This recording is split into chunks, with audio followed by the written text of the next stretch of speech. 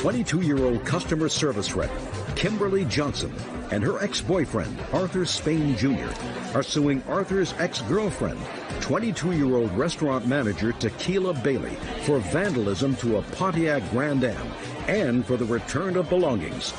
Tequila is countersuing for unpaid rent and harassment.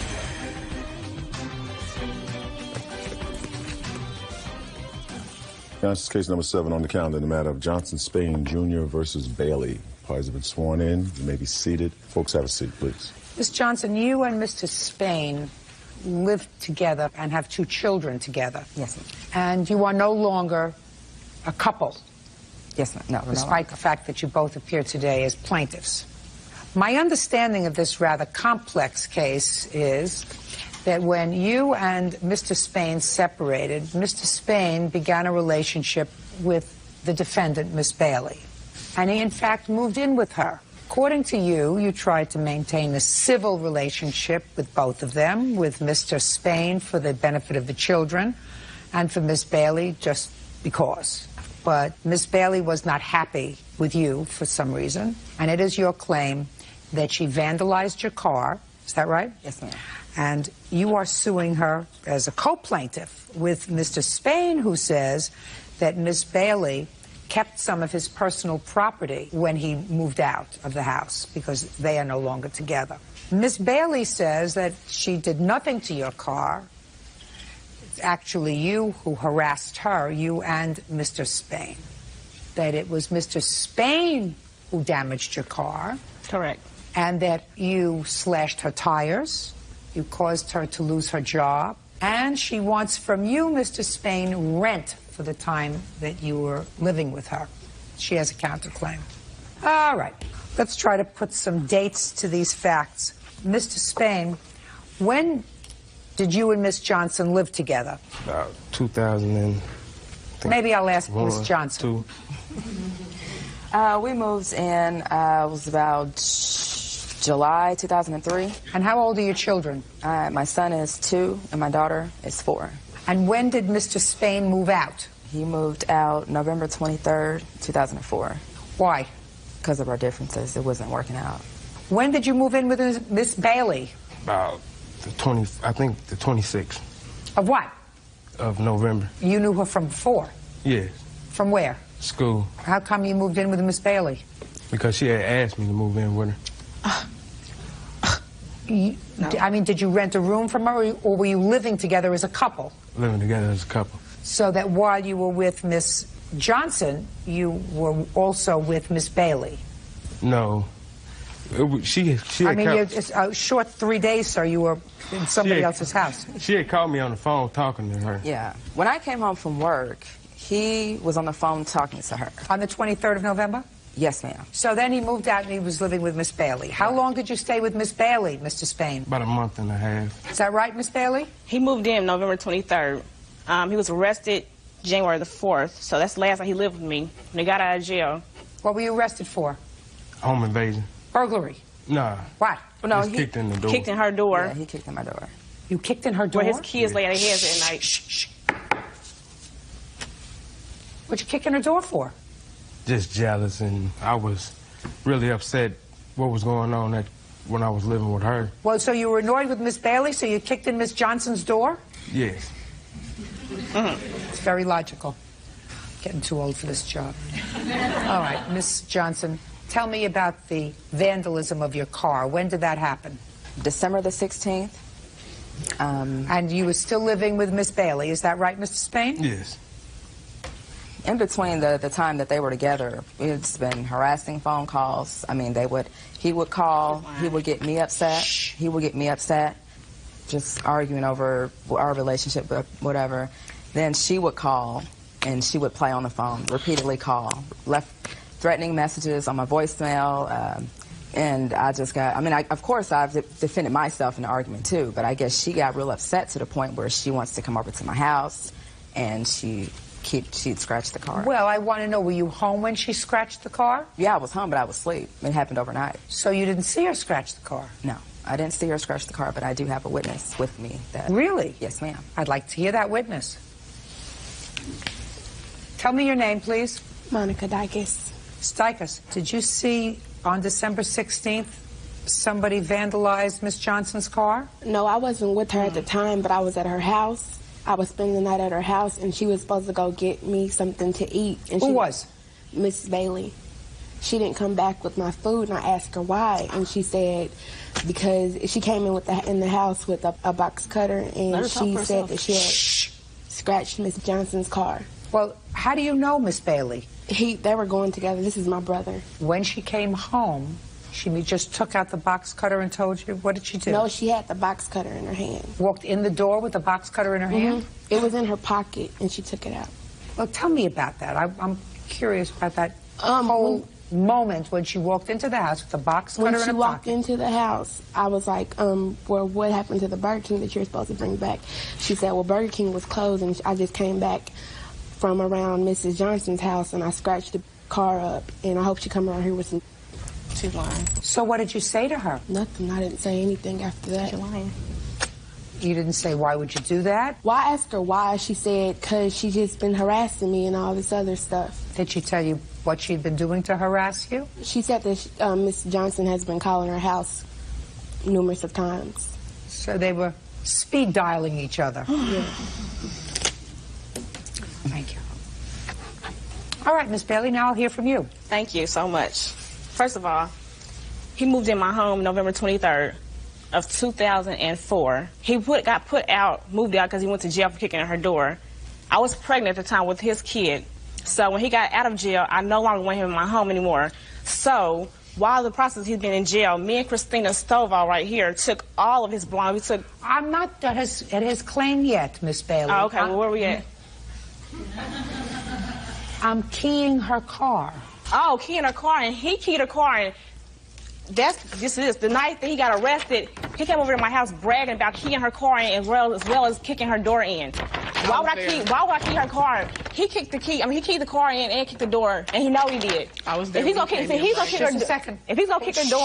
gonna key her car. Whatever, you lying. Judge Judy continues in a moment. If somebody moves in with you in December and you get pregnant between December and January 4th, you're not too swift. And later today... Where is the car now? The car is in front of my house now. You have not sought to have the car returned to you, have you? No. Smart lady. Real cases, real people. Judge Judy. Kimberly Johnson and Arthur Spain Jr. claim Arthur's ex-girlfriend, Tequila Bailey, keyed Kimberly's Pontiac Grand Am. Arthur also says Tequila won't return his belongings. Do you have a police report? Yes, I do. I'd like to see it.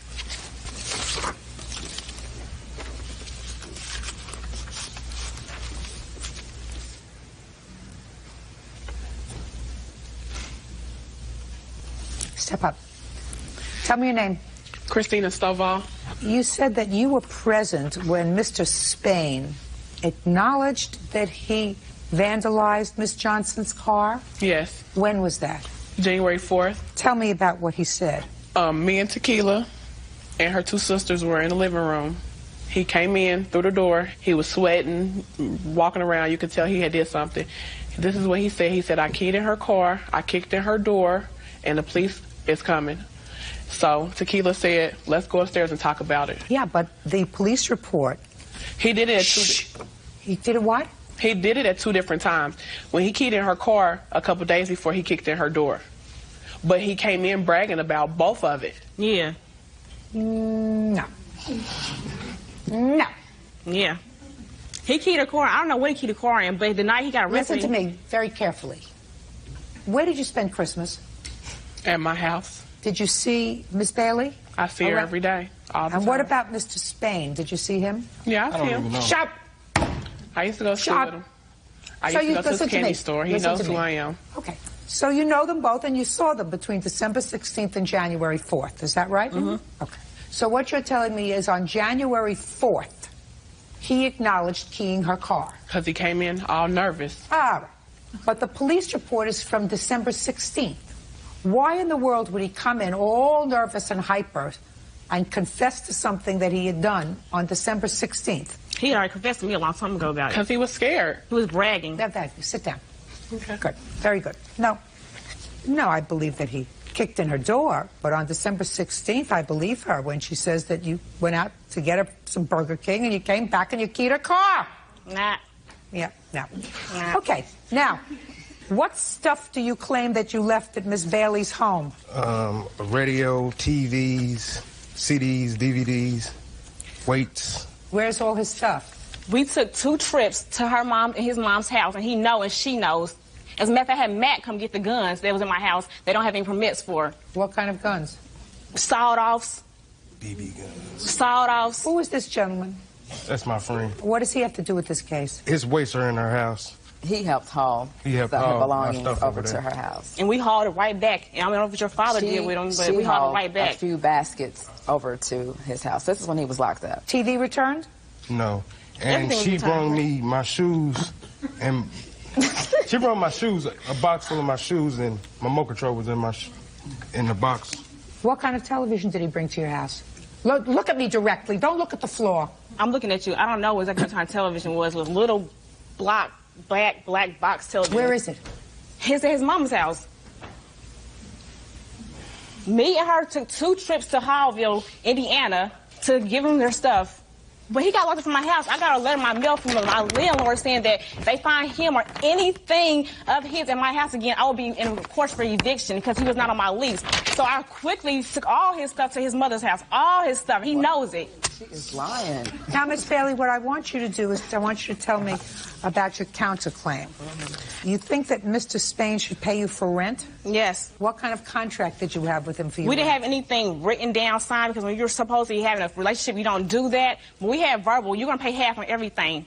You're not going to stay in my house and lay up and sleep, and not pay nothing on anything. Miss Bailey. Yes, ma'am. We live in a civilized society. So I want you to leave your gutter language outside. I can do Do that. it. That's fine. And you're going to wait until I'm finished speaking before you open your mouth. Okay. You're going to leave your gutter language outside, and you're going to remember where you are. We understand each other? We do. Perfect.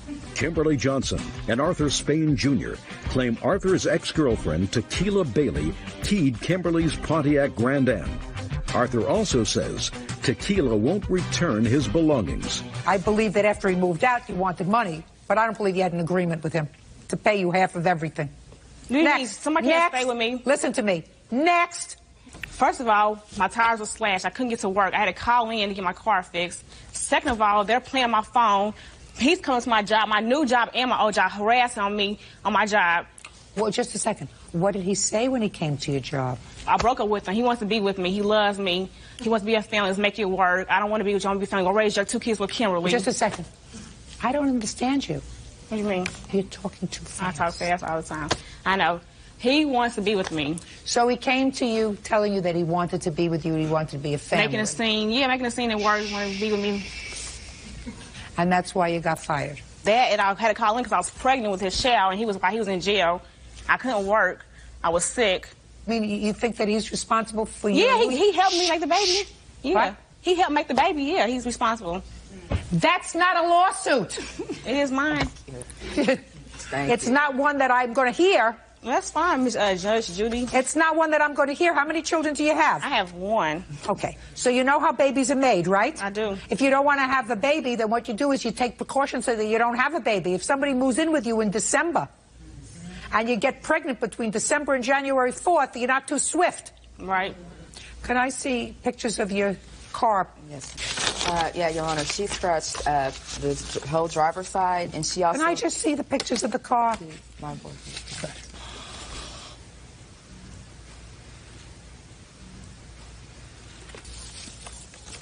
Okay, did you have these scratches taken care of? No, ma'am. You have an estimate on how much it's going to cost Yes, to have ma'am, the I do. scratches taken care of?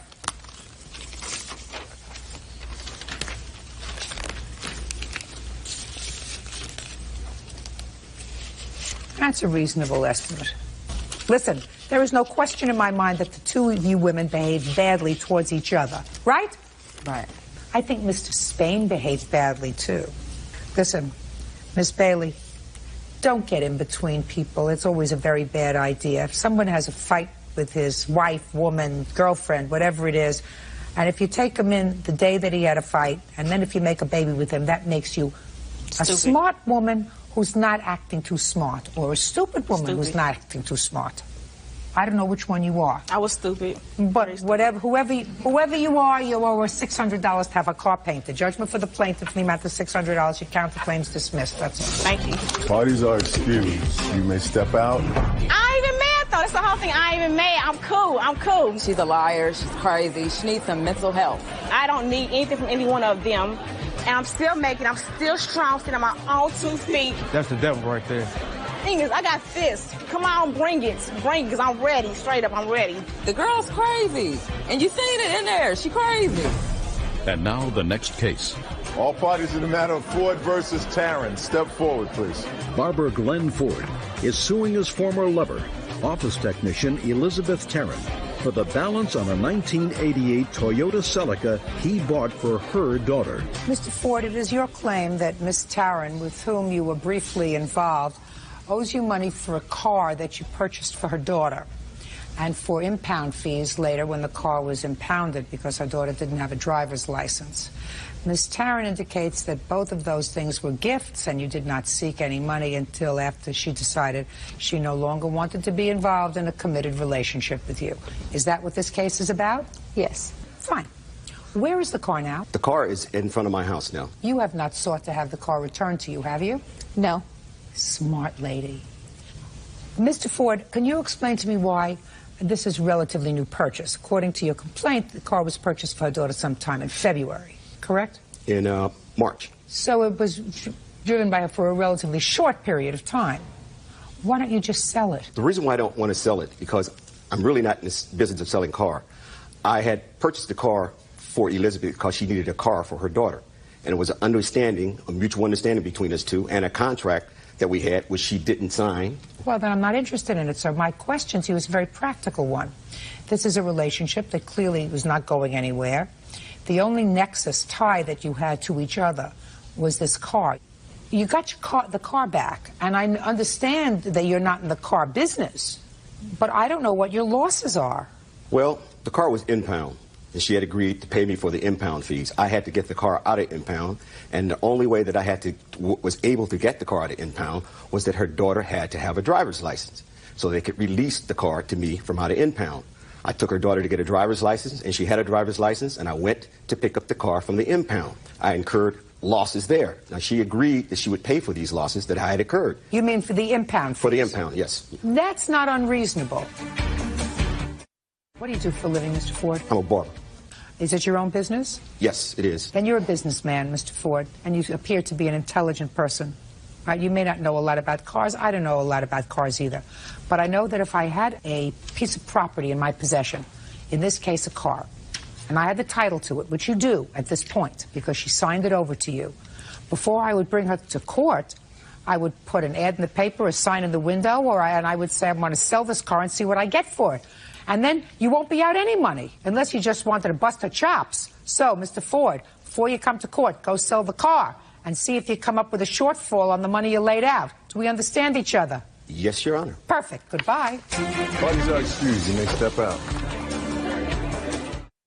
He loved me so much that he just wanted me to keep me around, and that's why he did the things he did. She would never, ever return my phone calls, and she would never talk to me about this. There was a protective order against him for harassing me and doing things like that, and I think it's the same. Parties on Rice versus Gardner. Step forward, please. 18-year-old Audra Sullivan Rice is suing Sarah Gardner, the editor of their high school yearbook, because she says out of jealousy, Sarah deliberately used an ugly photo for her senior portrait. Order. All rise. Quiet, please.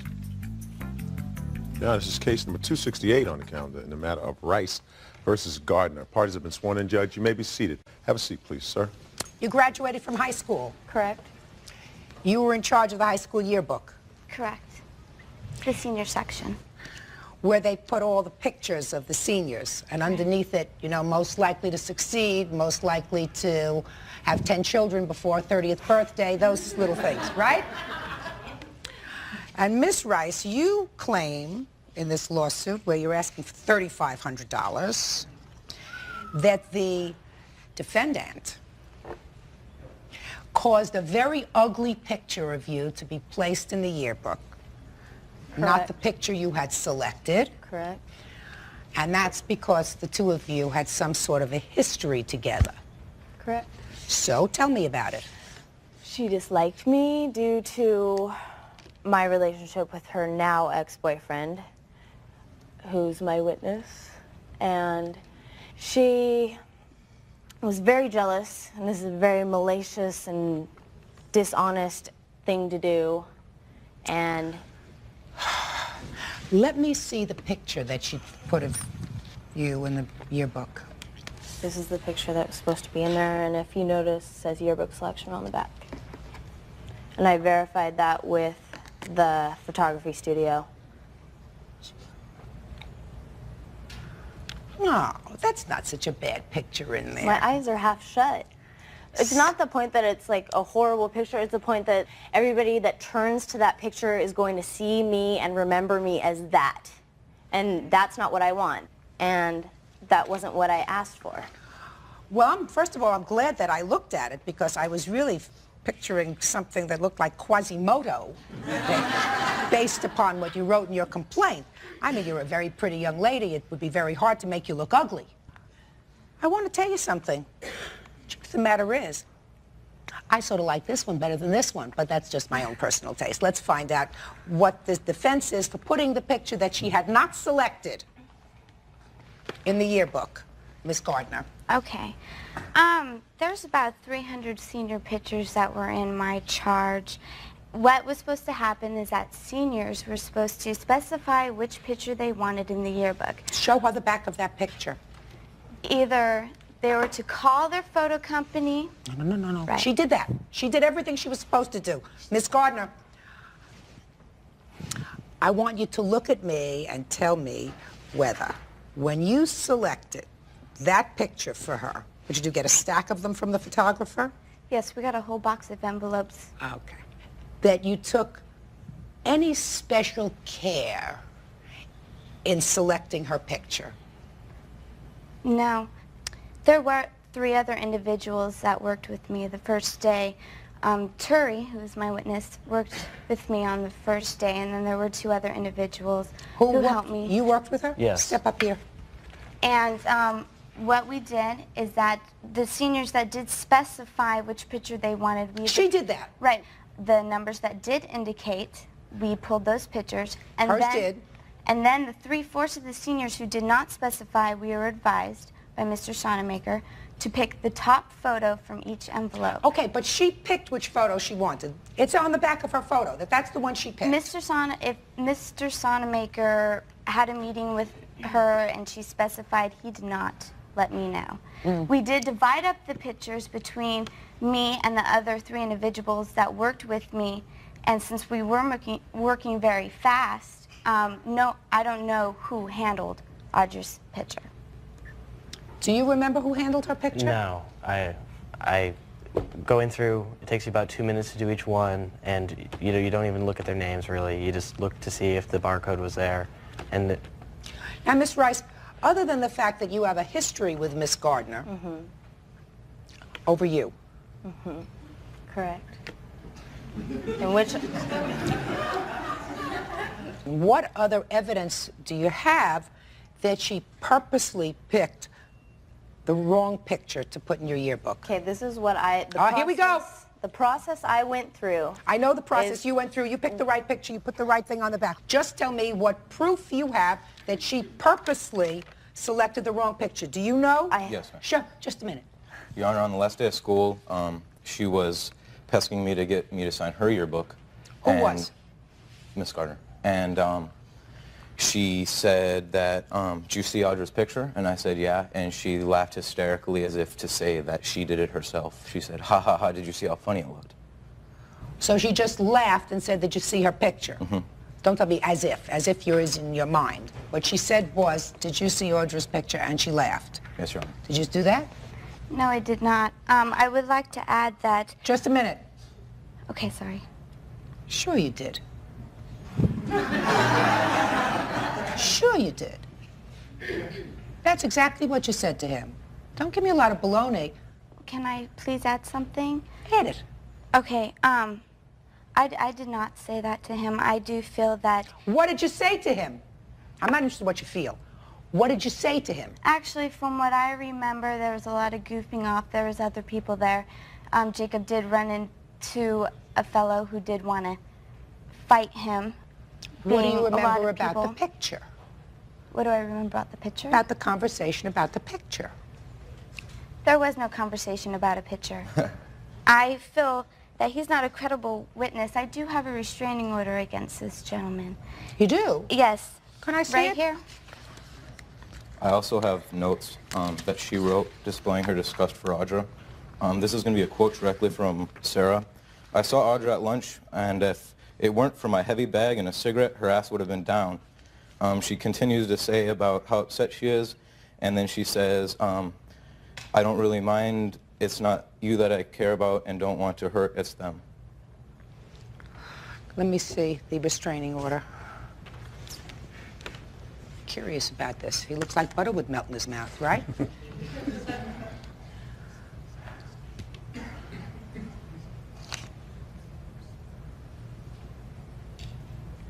Why did you get an order of protection against him? I was being stalked. There were times when he's tried to strangle me. Coming to my house late at night, I felt very unsafe. And you had a hearing on this, a trial? Yes, I did. Were you represented by an attorney at this trial? He did not show up. I was in Utah. What were you doing in Utah? I went on a road trip with my parents. You mean you knew you had a court date and you didn't show up? That requires an answer, sir. Yes, Your Honor. That was pretty stupid. That was pretty stupid. How old are you?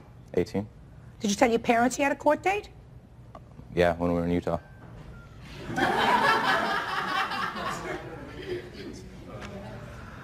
Oh, the more I spend time here, the more I love my children. Judge Judy continues in a moment.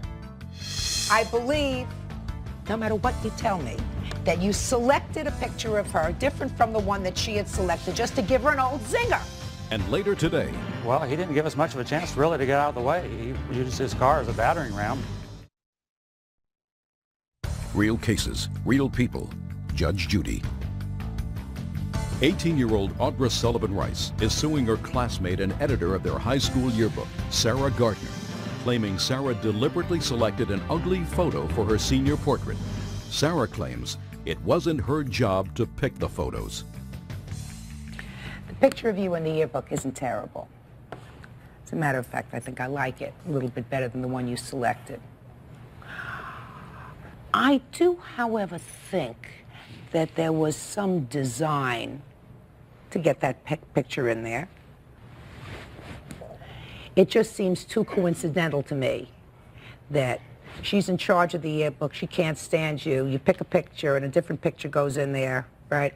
And there's all just too much coincidence that doesn't sit comfortably with me.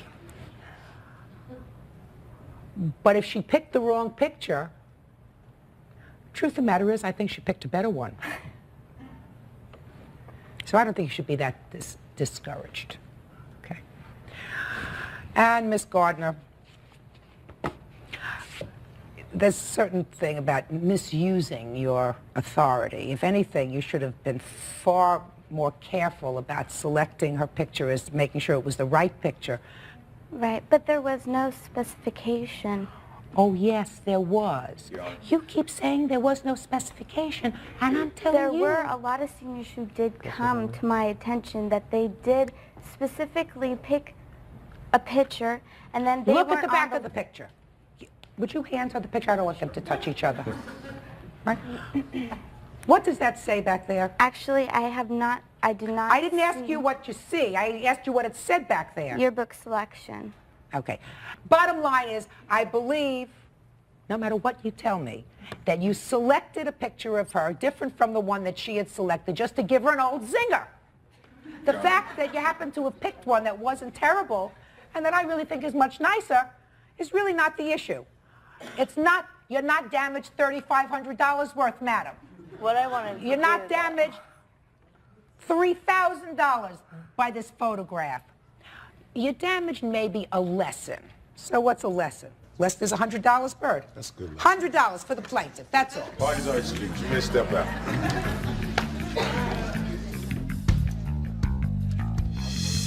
And now the next case. Parties on Gorman versus Siemens. Step forward, please.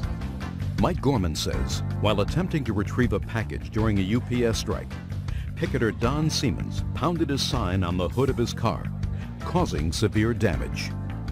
All right, Mr. Gorman, you were expecting an important package that was to arrive, unfortunately, during the UPS strike. That's correct.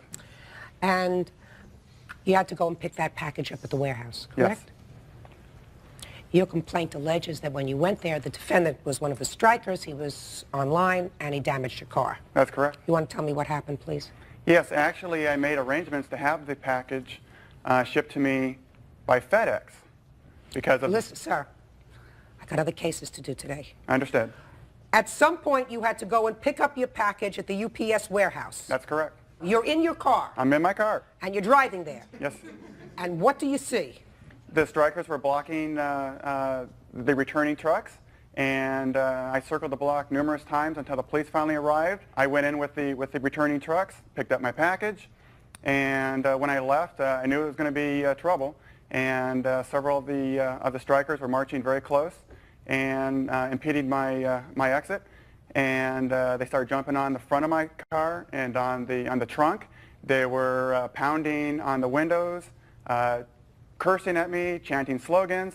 I inched along, and the police finally came over and removed the people on my car. They were actually on your car? Oh, yes, ma'am.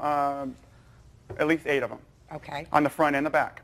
And Mr. Siemens was the last to be removed. And when he exited, he took his sign and pounded it into my hood. And I immediately stopped the car, and the police separated us, and he went over and took our names and information. What was the cost of the damage to your car? Approximately $500. You have the bill? I do. All right, Mr. Siemens. I think he's living in a fantasy world. I can't believe this. Judge Judy continues in a moment. Are you interrupting me? Two people can't talk at the same time. And when my mouth is moving, you have to be quiet. This is Real People, Judge Judy. Mike Gorman is suing UPS worker Don Siemens for damaging his car with a picket sign during a strike. Don says he was only trying to get out of the way when Mike drove through the picket line, nearly running him over. You're on strike. Yes, ma'am. Yes, Your Honor. You're circling. We were walking the sidewalk there, yes, back and forth. So tell me what happened. Well, he didn't give us much of a chance really to get out of the way. He used his car as a battering ram and knocked us, some of us out of the way, myself onto the hood, and trying to get off of the hood the best I could. I guess my sign hit his car somehow. What were you doing in front of his car? Well, we were on the picket line. No, what were you, not we. Oh, I'm sorry. What were you doing? I'm sorry. Listen, you're walking around with a sign, Mr. Siemens. Back you and see forth. his car. You have several choices. You can either move to the side and make way for him to leave. He didn't give us enough time, Your Honor. No, I didn't, honest. There was about 20 of us out there, 15 to 20 of us. And he hit 5 or 6 of us. Jason was there to contest it. Can I say something, Your Honor? Sure. Okay, we were ordered by our union to go on strike. We're all in front of the building striking. The plaintiff comes, he did not even slow down. He almost hit 3 of us when he was coming in, did not slow down. I don't know where he's getting this, I inched in, inched out. He didn't do anything. Okay, so when he's coming out, we had more people come out to block him because this is ridiculous, the fact that he came in and almost ran us over. I mean, we're pedestrians. Just a second. All right. You just said a very important thing, sir. You said you had a lot more people out there to block him. That's what you just said. Right. Well, we set up... Just a sec. Hey, that's exactly what he said, sir. He said there were people blocking him, cursing at him. Right? Mr. Cronky. We were telling him to stop. You were telling him to stop what? Because I was right in front of his car, and we were telling him to stop because he was running me over. His bumper was pushing right into my legs. Why didn't you just walk away, Mr. Cronky? Because he was already running into me at the time, Your Honor. No, Mr. Cronky. My recollection of the UPS strike was that there were managers driving the trucks, correct? Well, while the policemen were there. Yeah, yes, is that correct? Yes, management. And is it also correct that they were being heckled, for want of a better term, as the trucks were going in and out? We were just stopping them from doing their course of business. We were setting up a picket line. You were stopping them Yes. We were not from going into their building. Isn't that the whole purpose of a picket line? Yes. Isn't that the purpose of a picket line? Just No, sir. We're disrupting. No, sir. That's not the purpose of a picket line.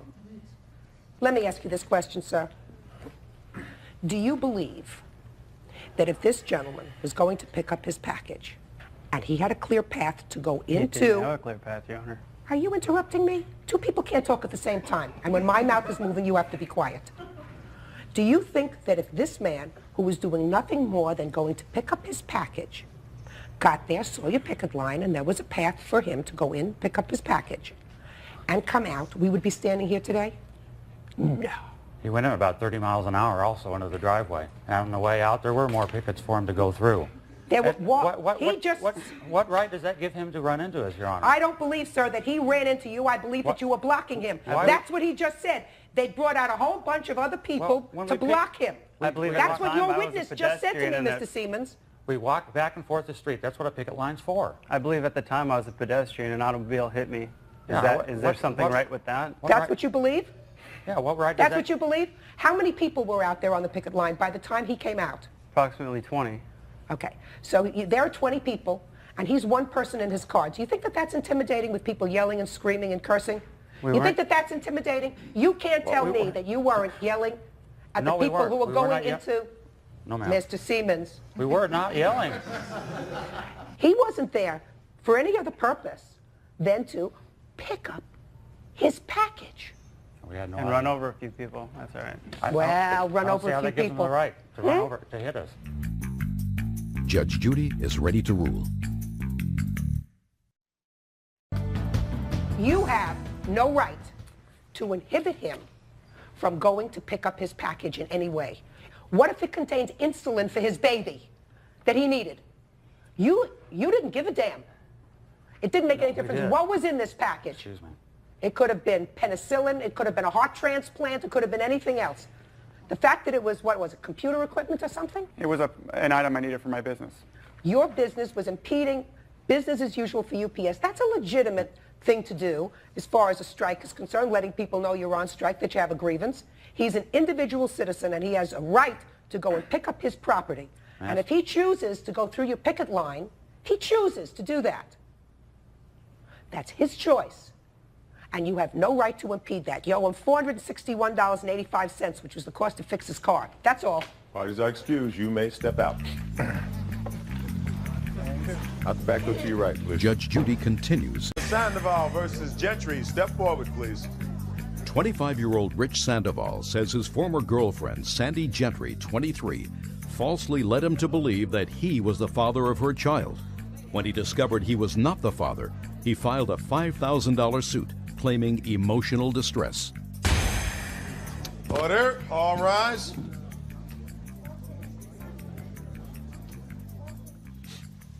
Yeah, this is case number 261 on the calendar in the matter of Sandoval versus Gentry. Parties have been sworn in. Judge, you may be seated. Have a seat, please. Mr. Sandoval, according to your papers, sir, you and the defendant dated briefly and were romantically involved, were sexually intimate. Yes. And there came a time when you broke up. Yes. And during that time, you were pregnant, had a baby. Is that right? Yes. And you called him and told him that you would have the baby. Yes. Yeah. And invited him to come over to see the baby. Mm-hmm. Do you remember what you said to him? Yes, when we were at my house, I had told him that I had been with another person, but I was pretty sure that he had been the father because I had used a condom with the other guy that I was with. So I let him know straight up that I had been with another guy. So. Did she tell you that, sir? No. She never told you that? No, she did not. That doesn't make sense, madam, that you would tell him that when you invite him over to see the baby and say, listen, this could be yours and it couldn't be yours. In any event, she told you that the baby was yours? That's correct. And at that time, according to these papers, you weren't living close to each other. That's correct. Where were you living, sir? I was living in Stockton with my mother. And where were you living? I was living in Hayward with my parents. And how far is that away? About 50 miles. And you moved? Yes, I moved to be near the child. Did you take an apartment? I rented a house with my friend. And you were visiting the baby? Yes. How often? About at least 3 times a week. Would you go over to her parents' house? Yes, I would. Is that right? I did. A couple times, yes. So he would come over and visit with the baby. Were you present when he visited with the baby? Yes. Did you hold the baby? Yes, I did. Did you feed the baby? Yes, I did. Did he? Yes. Did you take the baby out? Yes, I did. Sometimes with her, sometimes away from her. And for how long did this go on? From the time she was about 3.5 weeks till she was about 5.5 months. So for 5.5 months, for 5 months, you spent a lot of time with the baby. Yes. And then there came a time when you were called into court for child support.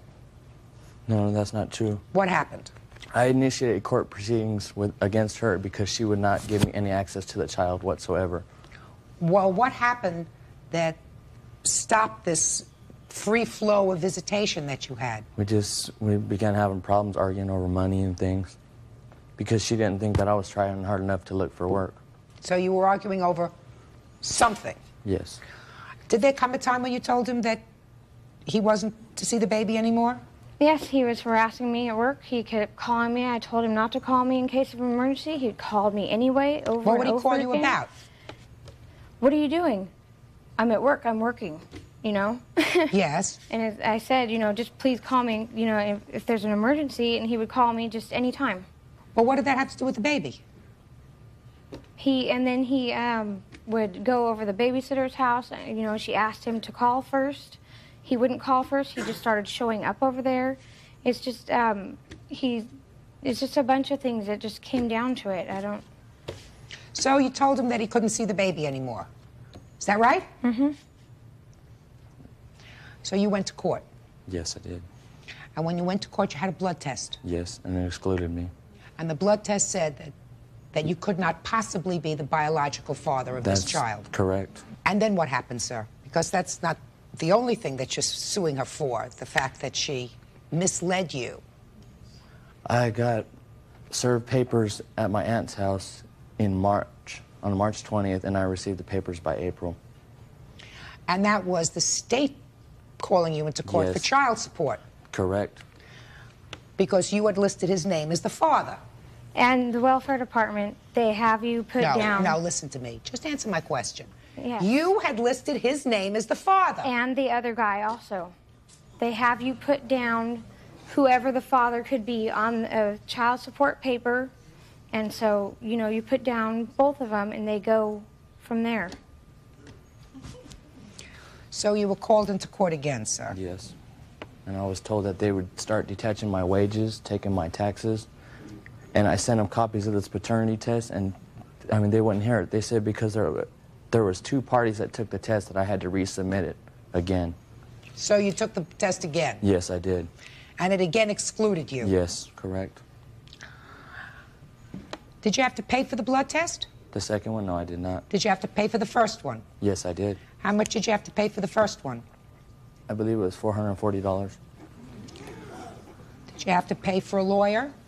No, I represented myself completely. Did you have any other expenses, sir, as a result of this proceeding? Out-of-pocket expenses? Out of my pocket? Yes. Court fees? How much were the court fees? $370. Anything else? No. Now, for my own information, Miss Gentry, what happened when they blood tested the other man who you claimed that you named? They're still trying to find him. Judge Judy continues in a moment. So as painful as it is right now to you, taught you a very good lesson. You want to fool around? Cover up. Real cases, real people. Judge Judy. 25-year-old Rich Sandoval says when a court-ordered paternity test proved he was not the father of Sandy Gentry's baby, He's sued for emotional stress. Sandy says she made an honest mistake and is being harassed by Mr. Sandoval. You working now? No, I'm not. Why not? I'm trying to establish where I'm living and, you know, I'm trying to get a job, yes. Where were you working before? Just odd jobs through a temp agency. So why did you stop working?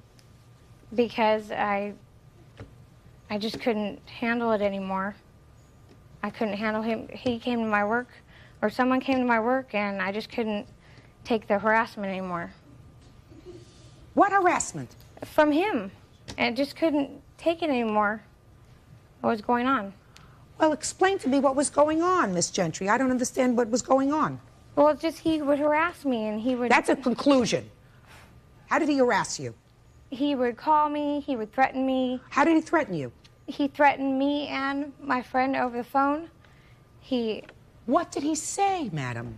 That he was, if I didn't watch out, I was going to be shot, things like that. I don't... Did you ever say that to her? You know, the problem, Miss Gentry, is when a court gets the impression that somebody's a liar, they question everything that they say. Now, you told this man that he was the father of this child. He believed you. I did tell him that there was another guy, that there was a possibility that the other guy might have been the father, but... I don't believe that. It doesn't strike me as being accurate, madam, that you gave him any suggestion whatsoever that this was not his child, because if you did, it is unlikely that he would have left his mother's house and moved to be closer to the baby, that he would have gone over and spent days with this baby, bonding with this baby, feeding her according to you, holding her, taking her out, taking her to... You're his mother? Yes. Did he used to bring the baby to your house? Yes. Visiting a grandmother, getting this whole family involved with this baby? If you had said to him, listen, there's a chance the baby's not yours, doesn't make sense. That's why I think you're a liar. And I think you're a liar when you say that he threatened to shoot you. And I do. I do. I have my witness right here. Oh, yes, step up. Yeah. Step up. Let me hear your witness. Who are you? I'm Gina. Gina what? Gina Ito. How do you know her? My brother is dating her. And your brother's dating her? Uh-huh. Another genius. Through the times that she moved out of her mother's house and was living with me for a while. What was she living with you for? To get back on her feet. But was she dating your brother at the time? Uh-huh. What do you want to tell me about these threats, madam? You have anything to tell me firsthand? For threats, yeah, he has called. He said, you better watch your back. I will get you. Okay. And under what circumstance did he say that to you? He called up. Called up for what? For no reason. Harassing. He called up for no reason. Was his child living in your house? Yes, she was. Sit down. Listen, Mr. Sandoval. Yes. When you had sexual relations with this lady, did you use protection? No, I didn't. Dumb. I know. Very dumb. You almost deserve what you get if you don't use protection. You know? True. What you got was a story that you had a child, but you could have gotten was a lot worse. That's correct. Right? Yes. And I think she's as manipulative as can be, because she let you see the baby, then she stopped you from seeing the baby, she found a new boyfriend, she moved out of her mother's house, her mother probably was fed up with her, she moved into the sister's house of the boyfriend. Sounds to me as if your baby's going to need a lot of luck. Baby's got a father who's off someplace else. We don't know who he is right now. We're in the third relationship that I know about. Him, the one who's in the wind, who maybe is the father, and this new boyfriend. So what are you suing for, sir? I'm suing for loss of wages from when I left in February up until present time now. Now listen. The cost that it took me to relocate from my mother's house to move down there to be near this child. Judge Judy continues in a moment. What you're saying, it does not sound logical. And if it doesn't sound logical, to me, it didn't happen. And later today, there are blue chip stocks to invest in if you want to invest your money. Rave parties are not smart. Got it? real cases, real people. Judge Judy. You're suing her for a lot of money. You want $5,000 in damages. And I don't think that there's probably any way that you're going to get $5,000, but I think she certainly has to pay you for every bit of out-of-pocket expenses that you have, plus something for punitive damages, because I think that she caused you a great deal of heartache. Yes, she did. You shaking your head no? I'm just... Huh? I just don't understand why you don't believe that I didn't tell him that. Why don't I believe it? It's not logical. You used him for the first few months until you found somebody else. And when you found somebody else, that's her brother, then you decided to cut him off. And when you decided to cut him off because you were too busy with another social event in your life, then he started to call and he wanted to see the baby. You were cutting him off. So he was forced at that point to go to the family court to establish his parental rights and establish visitation. That all sounds very, very logical. And what you're saying, it does not sound logical. And if it doesn't sound logical, to me, it didn't happen. The truth of the matter is, Mr. Sandoval, it was a good thing that she stopped you from seeing the baby, because you could have gone on for 5 years. That's correct. Been paying all kinds of child support, allowed to further bond with this baby, and you would never have known that she wasn't yours. You could have gone on for 20 years, and all of a sudden you needed a blood transfusion. You take her blood, and they say to you, sorry, this baby that you've loved for 20 years really isn't yours. So as painful as it is right now to you, it was only 5 months worth of pain at your age, and taught you a very good lesson. You want to fool around? Cover up. Judgment in this case is for the plaintiff in the amount of $2,000. That's all. Parties are excused. You may step out. Out the back to your right, please. I guess he just wants money. I don't know what he wants. No, justice. There's a difference. Whatever. And now the next case. All parties on Light versus Betts. Step forward, please. Nancy Light is suing Ann Betts on behalf of her 2 children, 17-year-old Alexis and 15-year-old Aaron. Alexis and Aaron claim they invested $600 in a rave dance concert. They say they got ripped off and want their money back. Who is Alexis? That'd be me. And you are how old? I'm 17. You're her mom? Yeah. And her brother? Yeah. Why don't the two of you sit down for a moment and just leave Alexis right here? All right. According to these papers, you were planning a rave party. Yes. Is that pronounced correctly? Yes, ma'am. You're going to tell me what that is in a minute. And the plaintiff invested $600 in this party, and she received for her $600, $250 at the party's conclusion. She's suing you for the rest. Is that right? Correct. So who's going to tell me first what a rave party is? It's an all-ages, non-alcoholic dance event. It's music that usually we bring lighting and sound in, and goes from 8 p.m. until 6 or 7 a.m. Spend anywhere from $10,000 to $20,000 on a party, and it's to provide like all ages of children with things to do, kids and adults. And it's not a club scene; it's not an alcoholic thing. Is that what you do for a living? Plan these parties? No, it's just an extra thing that I do. Okay. What prompted you to solicit funds from somebody who was a minor? She wanted to invest in the party. How did you know her? She comes to parties. Is that what happened? We were friends. We were somewhat close friends going into this, and I guess March before the party, she asked my brother and I, actually my brother first, if he would like to invest, which was more like a loan, not really an investment. It was a loan that we would be getting paid back, because she knew that my mom was weary about letting us loan her this money because it's a large investment. And according to your answer, at least, your defense to this lawsuit is twofold, right? You say, one, the party didn't make enough money, and second, because she's a minor, you couldn't enter into a valid contract with her. Well, we didn't have anything in writing. It was an investment, and when you make money, you make. When you lose, you lose. I have a written statement here from Ann that was given to me the night after the party. I don't know, do you want to see this, or do you want me to read it to you, what it says? Is that something you wrote to her? Yeah. Yes, ma'am. Well, read me the pertinent part. It will only take a few weeks of busting overtime and work and living clean, and you'll have my word. You'll have my word that I will have your money back ASAP. I am only sorry things didn't work out any easier. I will pay every penny back plus some interest. Thank you so much for your help and participation. Sincerely, Ann. Sound familiar? Yes. So what happened?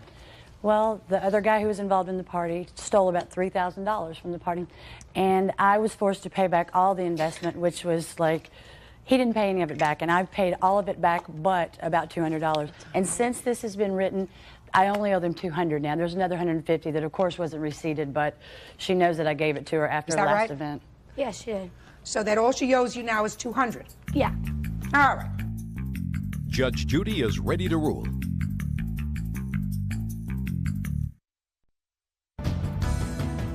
Miss Betts, I wanted to find out what this rave party was, and I wanted to find out what your story was. Bottom line is, your second premise in defense of this lawsuit is wholly 100% incorrect under the law. When you enter into a contract with a minor, you do so at your own peril. You knew she was a minor, that she is incapable of entering into a valid contract, whether it be an investment or a loan. Therefore, anyone who enters into a contract with a minor, there is no contract. That money has to be paid back to her, because dealing with her, even though she's pretty smart, pretty savvy, and she sounds like she doesn't take any baloney from anybody, it's no different dealing with her than it would be dealing with someone who was 8 years old in the eyes of the law. So you couldn't go over to somebody, an 8-year-old who was running a lemonade stand on the corner and say, would you like to invest $25 in my rave party? You can't do that. So you owe her the $200. Be smart. You have to learn something before you involve yourself in business. Well, yeah. I trusted her, though, and that's It's not a just question of trust. It's a question of knowing what you know. At your age, you don't know a lot.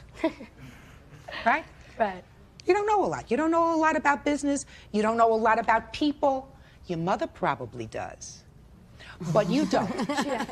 She knows a lot. That's why the law protects children from sometimes unscrupulous people who prey on young children to take their money out of their savings account, to take their money out of their piggy bank, to take their money out of their college fund, and invest in all kinds of harebrained schemes. There are blue chip stocks to invest in if you want to invest your money. Rave parties are not smart. Got it? Judgment in this case is for the plaintiff in the amount of $200. Thank you. Parties are excused. You may step out. Judge Judy will continue in a moment. And the defendant has in his possession pictures of you and has been selling them and is not authorized to have them or sell them. You want $5,000 in damages. Yes, Your Honor. Why don't you tell me how he came into possession of these pictures and why you think that you're damaged to the tune of $5,000? Well, Your Honor, my wife had arranged a public appearance with the defendant. I was to appear, and what I was promoting at the time was a couple posters that I had and also a calendar which I'd worked on. It was a project of 2 years. This is one of the pictures that will be in question. The agreement was to appear for approximately 2 hours, which was fine, and I would be signing autographs of the posters, and that's all that I was aware of at the time. Signing the posters? Posters, correct. Are you a model by trade, sir? Yes, ma'am. Go ahead. And I do have a portfolio here. This is my livelihood. And Okay. And Mr. Muniz? Muniz. You have a store that's called Baby Jane's of Hollywood? Yes. What kind of store is this? Celebrity collectibles. And how do you make your money? Normally selling stills and posters and autographs. We have autograph sessions a couple times a year.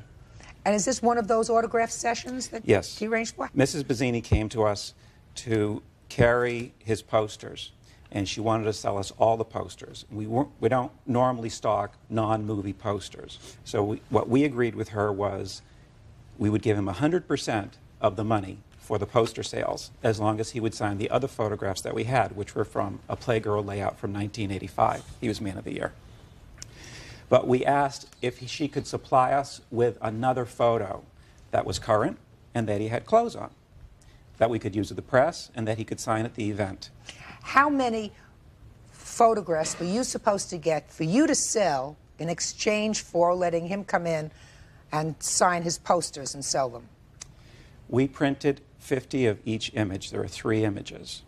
So you had 150 Yes. altogether that was supposed to be your property, and you were supposed to keep 100% of the revenues from those? No, he would get $5 for every signature that he put onto a photo. And if people came in with their own items, like their copies of Playgirl, he would get $5 for that also. Your Honor, the defendant had mentioned to me prior to me arriving, would you object to signing other photographs if people brought them along? And I said, no, I'll accommodate that, and that's no problem. Is that relevant? Yes, it is. How? Because halfway during the, not even halfway during, they started bringing pictures that was this picture, which I had no idea at the time that was printed up. This was not to be printed up. This is a project, Your Honor, that is in progress. I have not sold this yet. Who started bringing those pictures? Some of the fans that were lining up had a couple. There wasn't many. Most of them were the Playgirl, which I really didn't know that was going to happen either. That they would. Well, they had to get that picture from someplace, sir. Well, they got it from Mr. Moniz, which I didn't understand. How did he get that? I gave him, not this particular picture, a larger, I believe, 11 by 14 print. My wife brought it to him to advertise that I would be there on January 11th. Your Honor, this is my livelihood. I'll just Mr. Bazzini, I'm trying to understand. I'll give you an example. No, don't give me an example. I'm not. Well, this is. Listen to me. Okay, ma'am. Put it down. Put it down. I'm trying to show you my work, what I do for a lot of money, my livelihood, to raise my children and my family. Mr. Bazzini, this is a court, sir. Evidently, from your papers, and he acknowledges that you signed a bunch of them quickly, and he kept some of them. Is that correct? No, they were. He was paid for everything that he signed. There were leftover unsigned ones. So in the interim between the December appearance and today, probably 5 photos have been sold that were unsigned. And how much did you sell them for? $15. A piece? Yes. Okay. Now, Mr. Bazzini, that's what this lawsuit is about. Those, let us just say they were 5. Even if it's 1, yes. Okay. I want you to explain to me how you were damaged for $5,000. Your Honor, if I can physically show you the type of work that I've done that has brought me this commercial reel that I have is $1 million. Bazzini, this is not an opportunity for you to impress me with your work, sir. No. Well, I want you to explain to me how you're damaged. You sat at a desk, sir, and signed for $5 a piece the same pictures that he sold unsigned for $15 a piece. So it's not as if you didn't give away those pictures or sell those pictures when you were sitting there. So I don't understand where you come to $5,000, sir.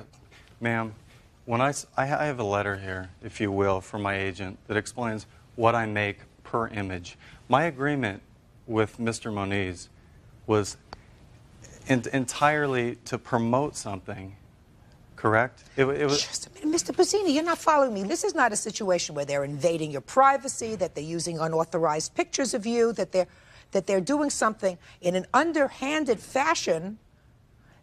They had some leftover pictures. You shouldn't have done that. You acknowledge, sir, that you shouldn't have sold those pictures. That wasn't part of your agreement. Well, in movie memorabilia, that's what everything is the leftover pictures, the leftover pictures from press kits. And I know, but was it your understanding with his wife that you could keep those? I understood that we could. If it was a problem, he's more than. I mean, we could love to destroy the photos. You want to say something? I'm the co-owner of Baby Jane of Hollywood. Roy Wyndham. Yes. And our entire agreement with Mr. Bazzini appearing was through his wife. We never once talked to Mr. Bazzini on the phone before the signing. That's a lie. I kept asking the wife, actually talking to a machine, saying that we need a current photograph for the day of the signing, and we needed a current photograph of him so we could advertise it, because the photograph that we had was him nude, and we can't advertise those in local newspapers. Judge Judy continues in a moment. I think your ego maybe is a little too big. You know, our story is Baby Jane of Hollywood, not Brian Bazzini of Hollywood. And later today, I don't think that once you pass the age of 2 or 3, you ought to show your rear end in public. So you keep the photographs. Yes, I will. Real cases, real people. Judge Judy.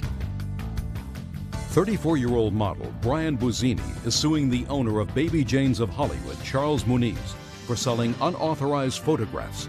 Mr. Muniz says it was an oversight and not done out of malice. We're talking about the leftover pictures, pictures that you made extra of that were not used at the signing. Correct. That he is angry about because he said he was not paid for those pictures. We paid for everything to be printed. We paid for everything to be made. And when he came in, everything was available for customers to purchase that day. And he saw the quantity that we had of each. So? And the remainder was there to be sold. Well, but that's what he's saying. He's saying it was not his understanding that the remainder was going to stay with you to be sold. Is that what you're complaining Your Honor, about? I didn't even know that these pictures existed. And if you could put yourself in the situation, you have Where's 100 your wife? people in line. Where's your wife? My wife was with my children. Just a second. She was 9 months pregnant. Where's your at wife the time. today? Today she's with my daughter at the doctor. Mr. Buzzini. Well, I think You want to tell me what doctor it is? I'll give him a call. Oh, I don't know. Huh? I'm good at that. You want to tell me what doctor?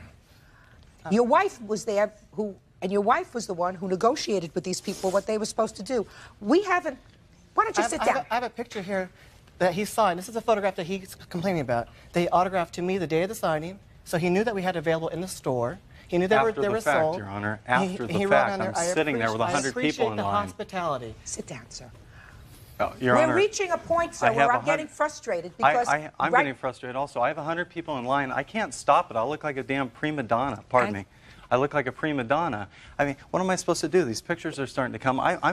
It's my understanding that I'm selling posters. I've traveled all over the world, and if you'd allow me to show you something, I could give you an idea of what I make. Sir, I make $5,000 This is not an opportunity per appearance. Not $5. I was doing that more as a favor and to get something circulated. Mr. Buzzini, with a new. you're full of baloney. Let me tell you why you're full of baloney, sir. I've got letters. Let me tell you why you're full of baloney, sir. You're full of baloney, A, because your wife entered into these negotiations. You did not. Your wife is not here today. There's a reason for it, and it's not because she's with the doctor with your child.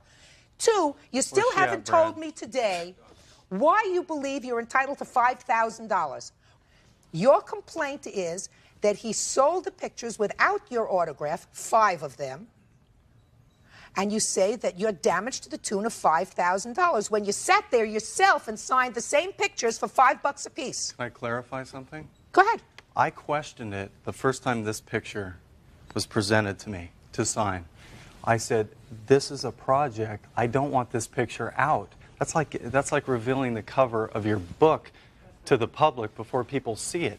I questioned it. They said it's for a few of your wonderful fans or your best fans. Somebody said that, and I said, how do you define who's the best fan here? And I said, okay, fine. I mean, I'm sitting there in front of a bunch of people, ma'am. I don't want to make a ruckus. Just a second. So you said, okay, fine, and you signed them. The alternative was to walk out. Does that make me look? That doesn't make me look too great in front of people that sat in line for me, Your Honor. Sir. I mean, that's your option. If they presented you with pictures and you didn't want to sign them, you could have said, I'm not signing those. I'm just signing my posters, or I'll sign the photographs that people come with. Well, that's good publicity. Fine.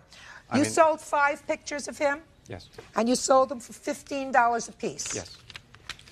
Ma'am, can I just show you a letter from my agent? No. To give you an idea? I mean, absolutely not. I'm not interested in a letter from your agent. That is billboards all over the world for 5, 10, 20 grand. Mr. Buzzini, how much did you make for the... That. Hey. Pardon me? How much did you make for the whole day? Somewhere around $700-800. That's not $5,000, sir. So it seems that at least on some occasions you work for less than $5,000 a day. The judgment in this case is for the plaintiff in the amount of $75, which is the amount of the 5 pictures, the most that you sold. Here's a $15 a piece. That's all. That's unfortunate. Parties are excused. Step out, please. No, wait, if everybody could just take a damn picture of me, then I guess I wouldn't have much of a profession. That's like having vigilantes do the work for Judge Judy. Guess she'd be out of a job, wouldn't she? Might be a good idea. And now the next case. Parties on McKenzie versus Cooper. Step forward, please. 62-year-old Betty McKenzie says 72-year-old Lonnie Cooper knocked her to the floor while she was in line at her bank. Lonnie says it was Betty who did the shoving. So you two people are online in a bank. You never saw each other before, is that right? That's right. You say this nice gentleman over here assaulted you. He says that you assaulted him. I can hardly believe that, looking at the two of you. So, Miss McKenzie, let me hear your version of what happened at this bank. Okay. He was on my right. You're online? Yes, I'm in the line. He was on the right. What was he doing on the right? He was at a teller. He was at the teller? He was at the teller. So he was in front of you and to the right? That's right. Okay. I was getting ready, the man was getting ready to come out the teller on my left. The man dropped a piece of paper. Which man dropped a piece of paper? The man that was coming out the teller on my left. So what happened? I told him he dropped a piece of paper. He said, forget it. And he walked on out the door. The man on my right, he gonna come in front of me to pick up the piece of paper with his right hand. That's this gentleman? Yes, and take his left hand and knock me to the floor. Judge Judy continues in a moment. The lawyer thought you were going to be able to get a lot of money from the bank. And it wasn't the bank's fault because Mr. Cooper had bad manners. Yeah. Real cases, real people. Judge Judy. 62-year-old Betty McKenzie says while standing in line at her bank, 72-year-old Lonnie Cooper knocked her to the floor. Mr. Cooper denies any wrongdoing and claims Ms. McKenzie was the one who caused the disturbance. Mr. Cooper? Yeah. In the first place, it was on the right-hand side of the teller. And the fellow, the elderly gentleman in front of me, dropped most of his stuff. And I reached down to try to help him. And she busted on past. And I did this to her. I didn't know what it was. And in turn, she wound up over in there. What do you mean, Mr. Cooper? She brushed on past you. Well, she was behind me, so she didn't have no business in front of me. Just a second. What do you mean she brushed on past you, Mr. Cooper? Yeah, just like that. And who is this? It's a witness. Is that your witness? A character witness. I'm not interested in a character witness. I assume that you're both characters. Because anybody who can get involved in this is got to be a character. Now listen to me. You stand up for a second. I want you to show me how she brushed on past you. Come on. See the... You're her. So tell me, show me what she did to you. The elderly gentleman was up front. Right. And I was here and trying to help him with his stuff. Right. And then she come past me, and I shoved her like that, and she went over into the... Right. So she was behind me. I understand that, sir. Mr. Cooper, step back to where the microphone is. Sit down. Mr. Cooper, why did you push her? She came, brushed past. I told you I was standing in front trying to help the fella, which the paper was on the floor. Why did you push her? I didn't push. She came past just like that. No, you pushed her. You just told me that you pushed her. But it was on the right-hand side. I don't care if right, left, middle. It doesn't make any difference, Mr. Cooper. You pushed this lady down. You had no right to do that, sir. Well? Yes, that's what you told me. You told me that you pushed her. And she fell. She's not 12 years old. You pushed the lady, she fell down. Go around pushing women. Well, but you did push her, sir. And if she had acted like a lady and stayed in the line like she's supposed to, this would never be happening. Mr. Cooper, you are not a... Shh. Order. Mr. Cooper, you are not a behavior monitor. A bank behavior monitor. If she did something wrong, you might have said something to her, but you had no right to push her. Now, Miss McKenzie, my question to you is I didn't intend to push her. I wouldn't have to push her if she had stayed back there where she was supposed to be. Okay. I understand what you're saying, Mr. Cooper. You're not following me, sir. Okay. Miss McKenzie, you say you were injured. Yes, How were you injured, madam? Like I said, he pushed me to the floor hard. My ear, my back, my legs. I got photos of it. Can I see it, please?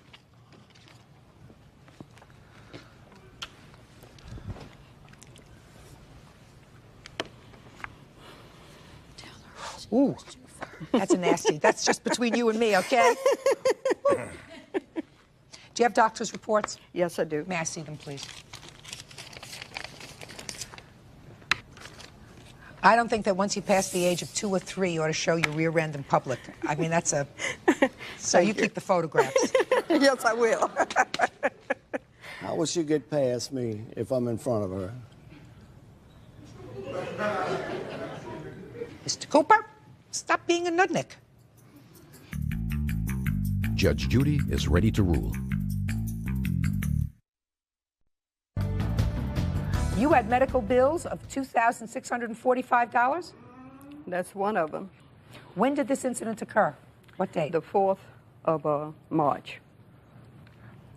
This wouldn't have happened if she had been a lady and stayed back there where she was supposed to be, but she wanted to be bullheaded.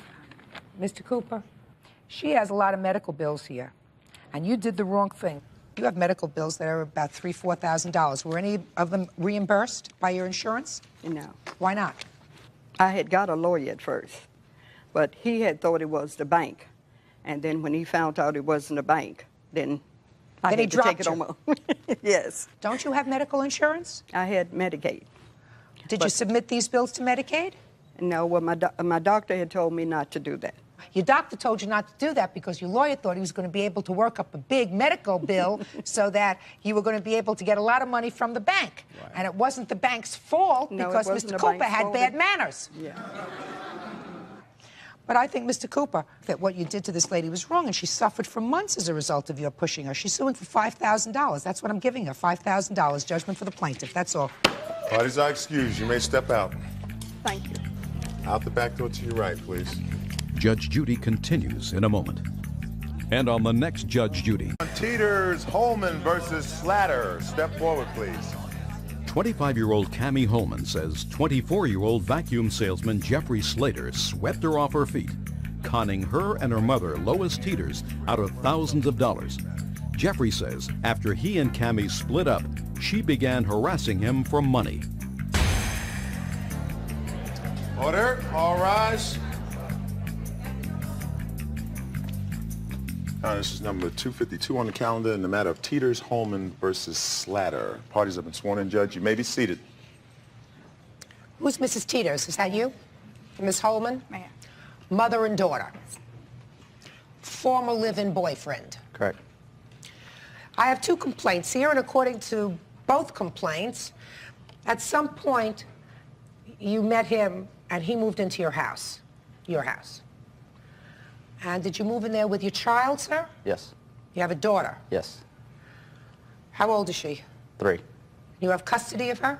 Not full custody, no. Were you living with her full time when you moved into their house? With my daughter, partial time, half and half. Okay. And according to the complaint, during the time that he lived there, each of you were foolish enough to let him use a credit card, and he ran up substantial bills on those credit cards, and then took off. Why don't you start? First, what prompted you to let him move into the house? Well, I was going to rent a room to somebody anyway to help me make ends meet, and they were getting together, and he was interested in moving out from his mother's place. She was driving him nuts or something, so he needed a place to live. So it worked out. It seemed fine for both of us. But according to these papers, he moved into your daughter's room. Yes, they were a couple by then. So that didn't help to pay your bills if... Well, he was going to pay rent. Yes, he was paying rent.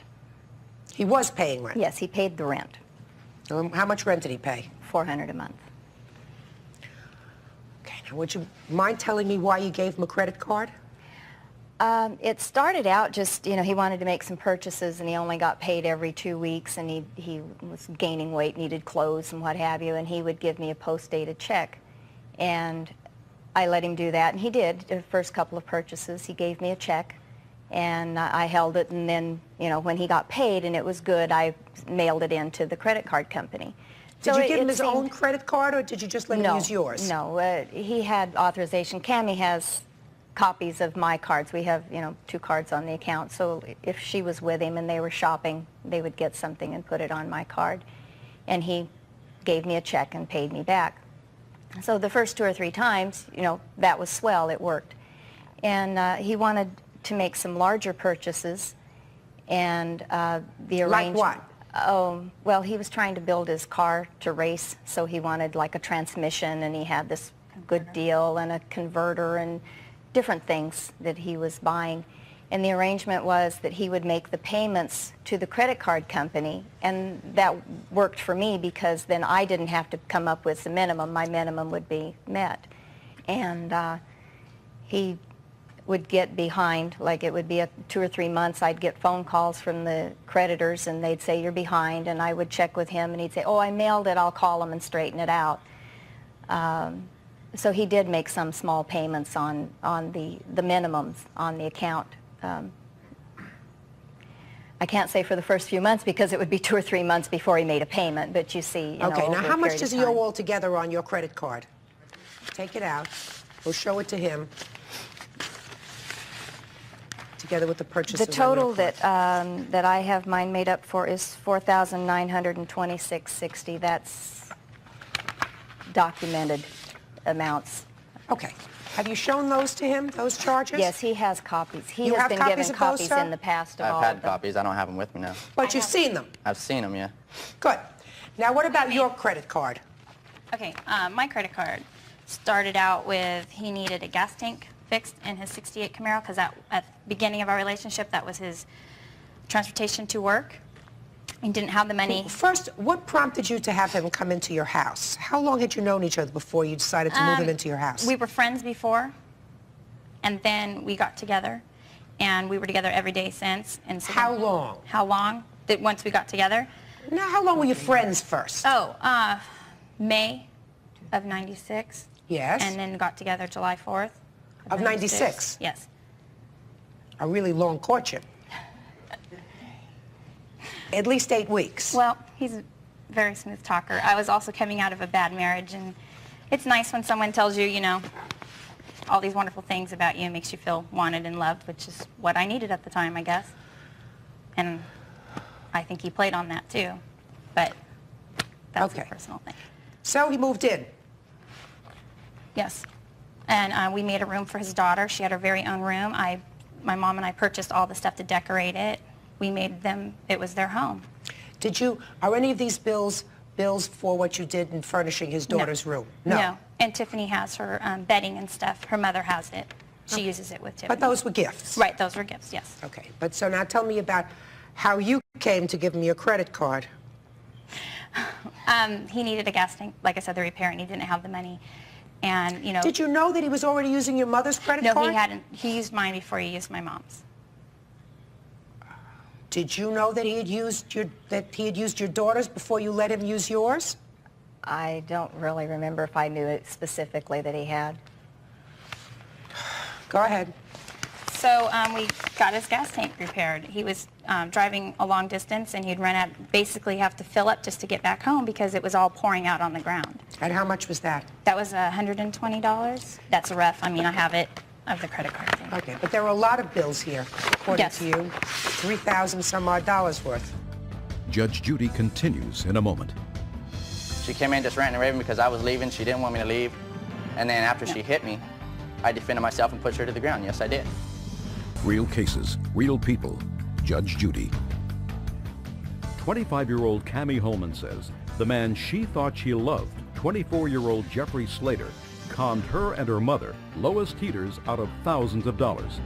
Jeffrey says Cammie is angry because they broke up. Give me an idea of what he was purchasing on your credit card. On mine specifically? Not yours. Robinson's May. He needed new clothes. Like my mom stated, he had gained weight when we got together. I guess he liked my mom's cooking. I don't know.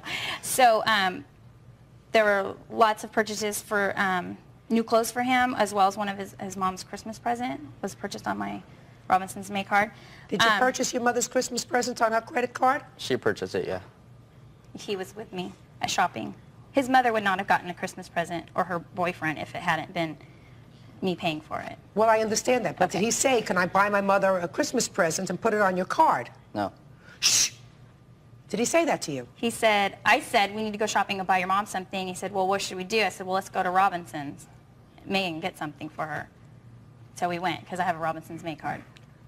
But that's only $21.54. That's... Well, you see, that's a problem. Right. Because in order to have an agreement for him to pay you back, there has to be some sort of an agreement. This wasn't a, you know, I'll lend you the money to buy your mom a Christmas present. So we can get rid of the Christmas So present. give me that's some fine. others. Okay, so he got clothes for him, $297.25, $132.50, $43.09. Those are all clothes for him. Give me some of the big bills that come up to $3,000. Jacob's madam. electronic system, that is an electronic system for his 68 race car, his Camaro. It's an electronic system. And how much was that? Part of it was $515.44. The other part is $281.85. Does that, Mr. Slater, have a familiar ring to it? I know exactly what the Jacob system is. No, but does that bill? Yeah, the bill, no, I know exactly what it is. Well, then tell me about it, sir. Well, during the time that we were living together, I went ahead and we were building my race car, or at the time we were building What it. do you mean we were building your race car? They were helping me purchase items for my car. Yeah. And during that time, I purchased an electronic system for making the car run proper. And I went ahead, ordered it with their consent. And when it came in, as time came on, I gave money for it over a period of time. So you're telling me that you paid it all off? I'm not saying I paid everything, because a lot of the stuff that we had purchased were purchases together. No, not for your car. Just If a I wanted- second. I'm sorry. Let's just talk about the car. I mean, I read your answer, and you seem to say, I don't owe her anything. That these were things that were purchased sort of as a couple. A lot of stuff was purchased as a couple, yes, but as the car, over the course of time that I've lived there, I have paid money to the credit card companies How direct. much? Show me. This here, what I have in my hand is basically a check register on two different things that shows I'm not documentation. interested in your check register, sir. Well, what I'm saying is this here shows what I paid, when I paid, and amounts. It shows nothing. Canceled checks show what you paid. Okay, well, I can get canceled checks, but I did not get any, no. Well, where did you think you were coming today, sir? To a ball? You were Well- coming to court. What do you do for a living, sir? I'm a store manager. Which means that you know something about business. Correct. Right? You can take a check register and sit down and do it almost like a novel. Write whatever you want in there. That's why we use canceled checks as proof. What is that? That is nothing. A No. check register is a nothing. How much did he pay in total on your credit card? I don't know. I didn't include any of the ones that he had paid. None. No. And what about you, Cammie? He gave me about $140. That went to, he took my car to Bakersfield. Whatever. He gave And you about used a gas card. $140. Yes, Can I it see some of wasn't these? credit Now I cards. want to take a look at some of the charges. Sure. Okay. Oh, yeah, it's the whole These- package. Yeah. There's letters in there saying, we highlighted some I don't parts want the for you. letters. I just want to see Okay. It just says that he's going to pay us. So I didn't know that particular one right there on top. Jacobs Electronics ignition system, $515. Is that you? That was mine. Okay. How about a trip to Texas airfare? What is that? When we were dating, we were going to plan a trip to go to my father's house, and I didn't have the money at the time, and she made the arrangements with my job. She went ahead and purchased the tickets for me, Cammie, and my daughter, and we flew out. This was for me to go back and meet his family, to meet his family. Is that what the trip was intended for, sir? It was just supposed to be a trip for all of us to go visit, because I haven't seen my father in quite a few years. Well, why should she pay for that? It was a gesture. She said okay, and then I was going to pay part of it. You were going to pay part of it? Yeah, I was. How much? As much as my plane ticket was. And what about your daughter? Well, we hadn't talked about that. Judge Judy continues in a moment. Pay $72 to get your hair styled. They're ripping you off, sir. Real people, Judge Judy. Cammie Holman says she thought she loved 24-year-old Jeffrey Slater until she realized he was conning her and her mother, Lois Teeters. Jeffrey denies the allegation. We have something here. Spark plugs. Yeah, he bought new spark plugs and wires for his car, Excel. It was at an auto parts store. They wouldn't take his check. Is that you, sir? Spark plugs. Yes, That probably. sound familiar? Why don't you could be. pay your own bills? Why are you relying on these two ladies to pay your bills? During that particular thing there, they would not accept a check from me at that time for whatever reason. So why don't you just give them cash? Everybody accepts cash. I didn't have cash on me. Well, why don't you just go to the bank and get cash? Well, we were going to, but Cammie said, well, why don't we just put it on my charge and then you can pay me back. You said, can we just use your charge instead of having to leave and go to the bank and come back? All right. Look, there came a time when you left, right? Yes. Why? Things were working out between us, and I decided, you know, things were going to work out for the long term, and I wanted to get out of there. And then after I left, I mean, things started getting more hectic. I had to have the cops called on her at my job. Why is that, sir? Because he hit me and threw me on the ground and left bruises, which the bruise pictures are at home. We accidentally forgot them. When she came in my job, she come in ranting and raving because she didn't want me to leave, first of all. And Because you owe my I mom said, money. okay. She came in just ranting and raving because I was leaving. She didn't want me to leave. And then after she hit me, I defended myself and pushed her to the ground. Yes, I did.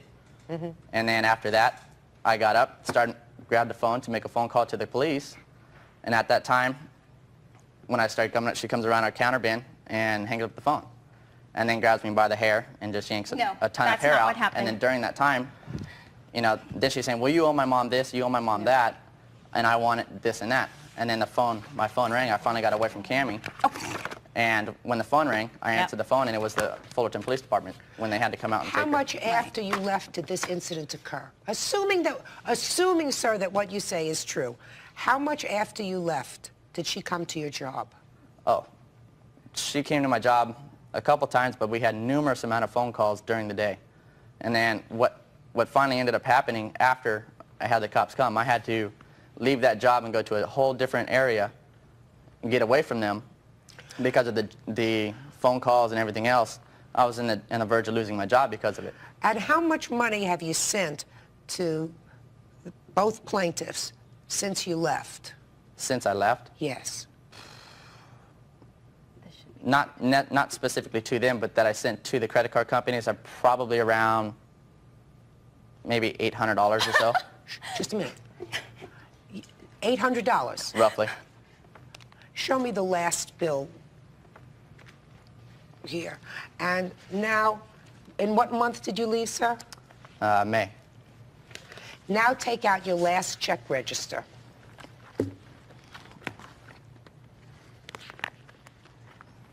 I love it when a game plan comes together. Your last check register, sir, since May. This particular one right here is one of the last ones that I made. The last bill that came from NBNA and stuff, I think. Is what you want. May. What date did he leave? May 1st. May 1st. That's what time I told him to get out. He came Just and a second. Shh. Is your credit card MBNA? That's mine. That's yours. All right. So here we have MBNA, $140. And then we're going to go down, and I'm going to see if I can find after May the rest of the $800. Let's see here. I must be missing something. It might be right in April, too, when I paid some money.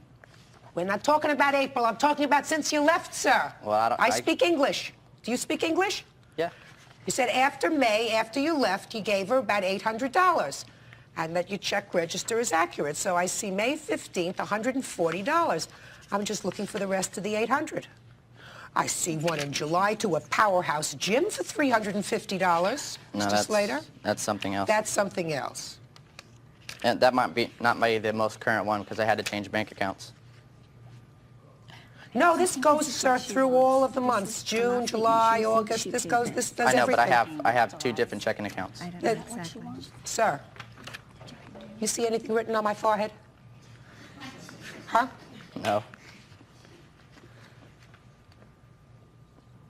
Who's Nicole? My hairstylist. Pays $72 to get your hair styled. He pays for his They're ripping you off, sir. Well, so far, sir, all I see of the $800 is $140. Nothing else. I see another $380 for your gym. You spend a lot of money between your haircuts and gym. Nothing for what you owe. Judge Judy is ready to rule. Sir, you have to take responsibility for what you do. These people are not related to you by blood. They are not related to you by marriage. Thank You God. had a relationship with this young lady. She thought it would work out. Maybe you did, maybe you didn't. In any event, you spent a lot of their money. Not only did you spend it, you enjoyed it, and you have the fruits of it. You're driving around in a car, unless you sold it, that they fixed. You're wearing nice clothes that they paid for. You have a nice stereo system that you listen to. And on and on and on, based on these bills that you say you saw. So you owe them the money. And your excuse that you didn't have an agreement with them is just a lot of baloney. I mean, I don't think that these are ladies that have an awful lot of money.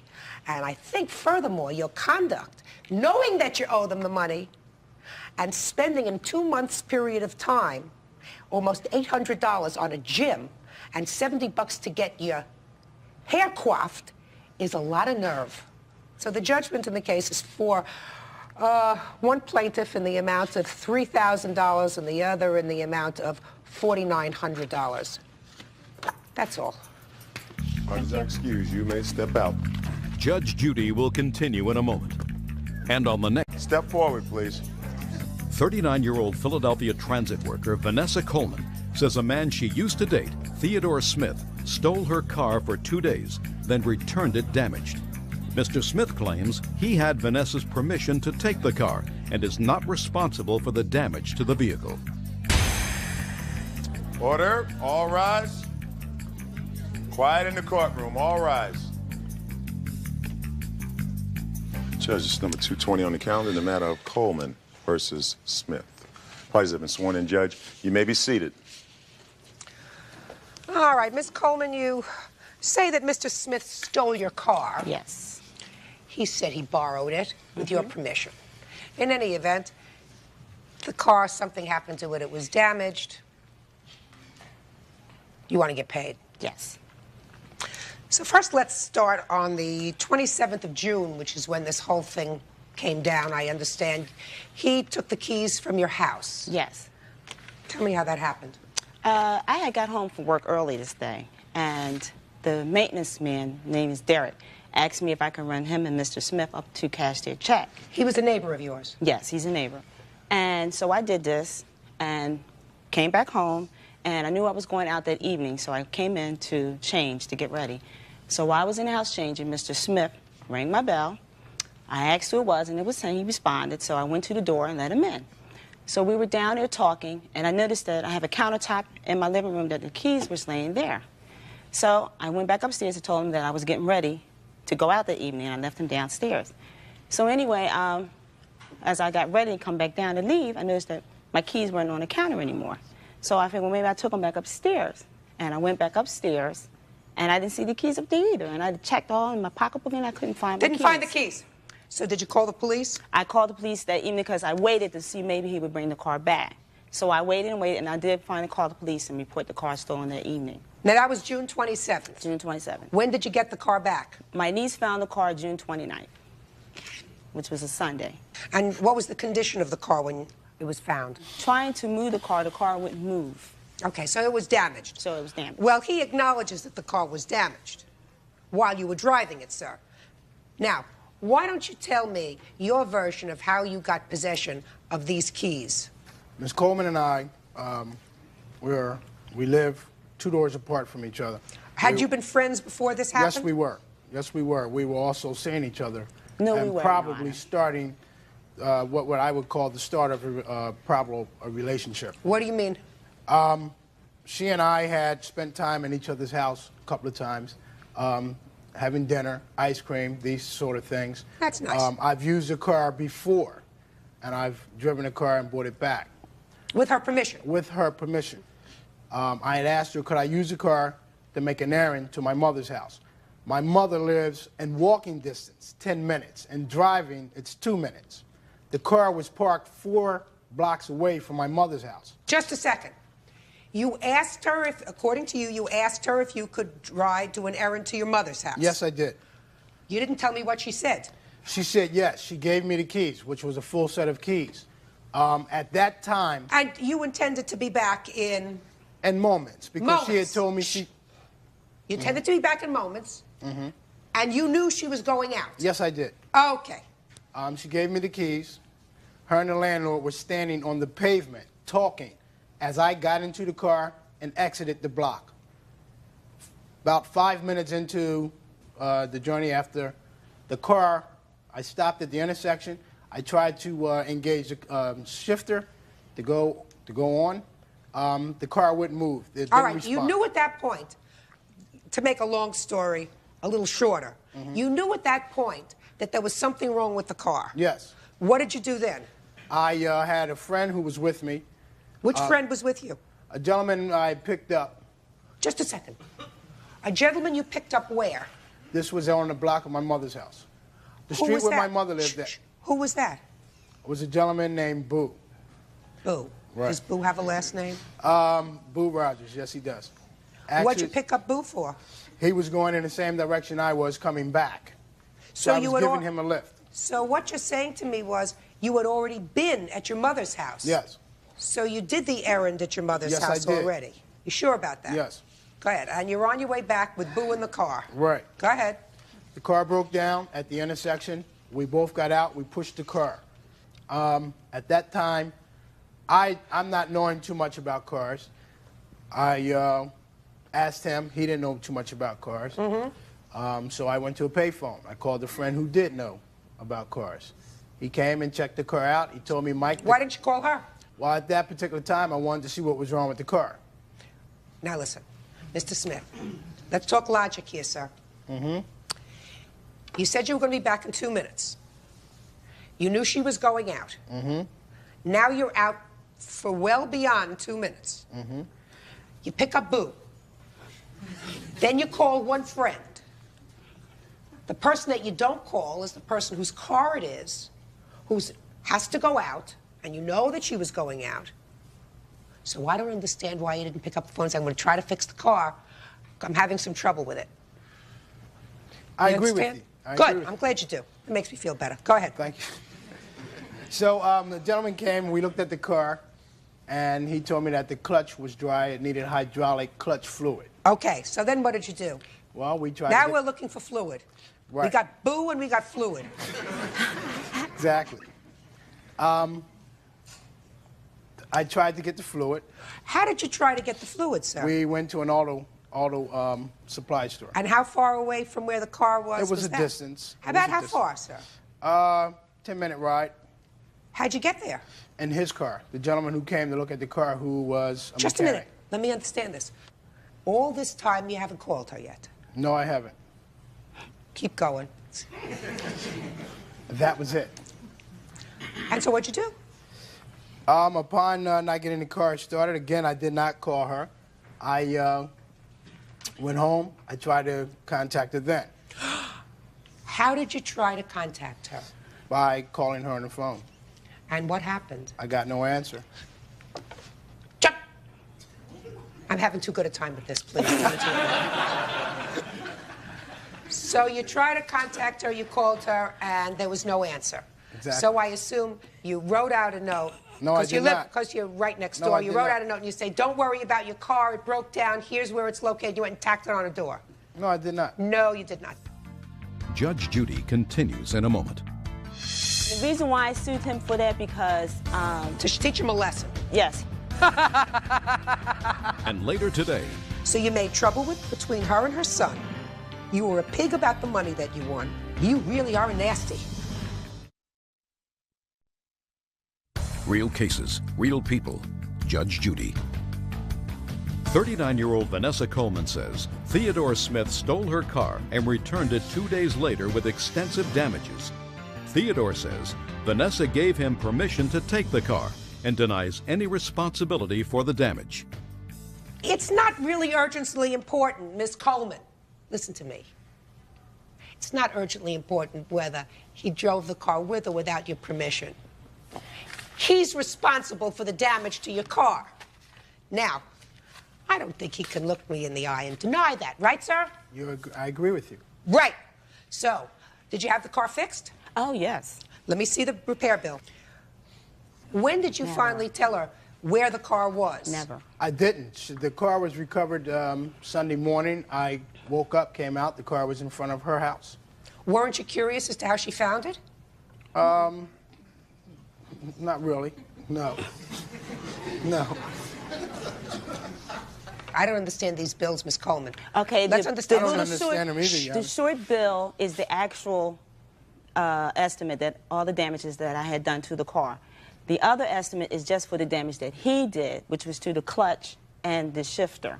Well, $460. Is that what you paid for the damage that he did? I paid 900 and what is it, 945? Yeah, I but paid you for know, all you're not damages. talking about a wheel alignment and front brakes. See, I didn't and charge outer him. seats. I didn't charge him for that. I just charged him for the clutch and the shifter. But she's suing me for 945. Just a second. And the reason why I sued him for that because to teach him a lesson. Yes, he denied. He denied to pay me anything except for the $60 he gave me. He gave you $60? He gave me $60. What'd you give her $60 for, sir? The first day that this had happened and she told me she was putting the car in the shop, yeah. I said, okay, I'm going to give you some money to start on. This is initial payment. Give me a receipt and I'll pay the rest gladly. Right. She never gave me a receipt. She refused to give me a receipt. This happened All right, got it. Listen, Miss Coleman. He has to pay for the damage he did on the car. If I could add on a couple of bucks for bad manners, you know, I would do that, but that's not what we're about. Yes. He's got to pay for the damage he did to the car, $460. Yes. And I would suggest to you, if you ever made a loan to him of your car or anything else that you value. Never, Ann. What? Never. Right. You know it. Thank you very much. That's all. Parties are excused. You may step out. Thank you. I'll be back to you right. Thank you. And now the next case. Parties on Travis versus Hood. Step forward, please. Avid bingo player, 57-year-old Fanny Travis, is suing her son's girlfriend, Betty Hood, claiming they made a deal to split a $10,000 bingo jackpot if either of them won.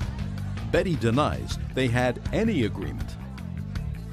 Miss Travis, you are an avid bingo player. Yes, I am. And the defendant used to be your friend.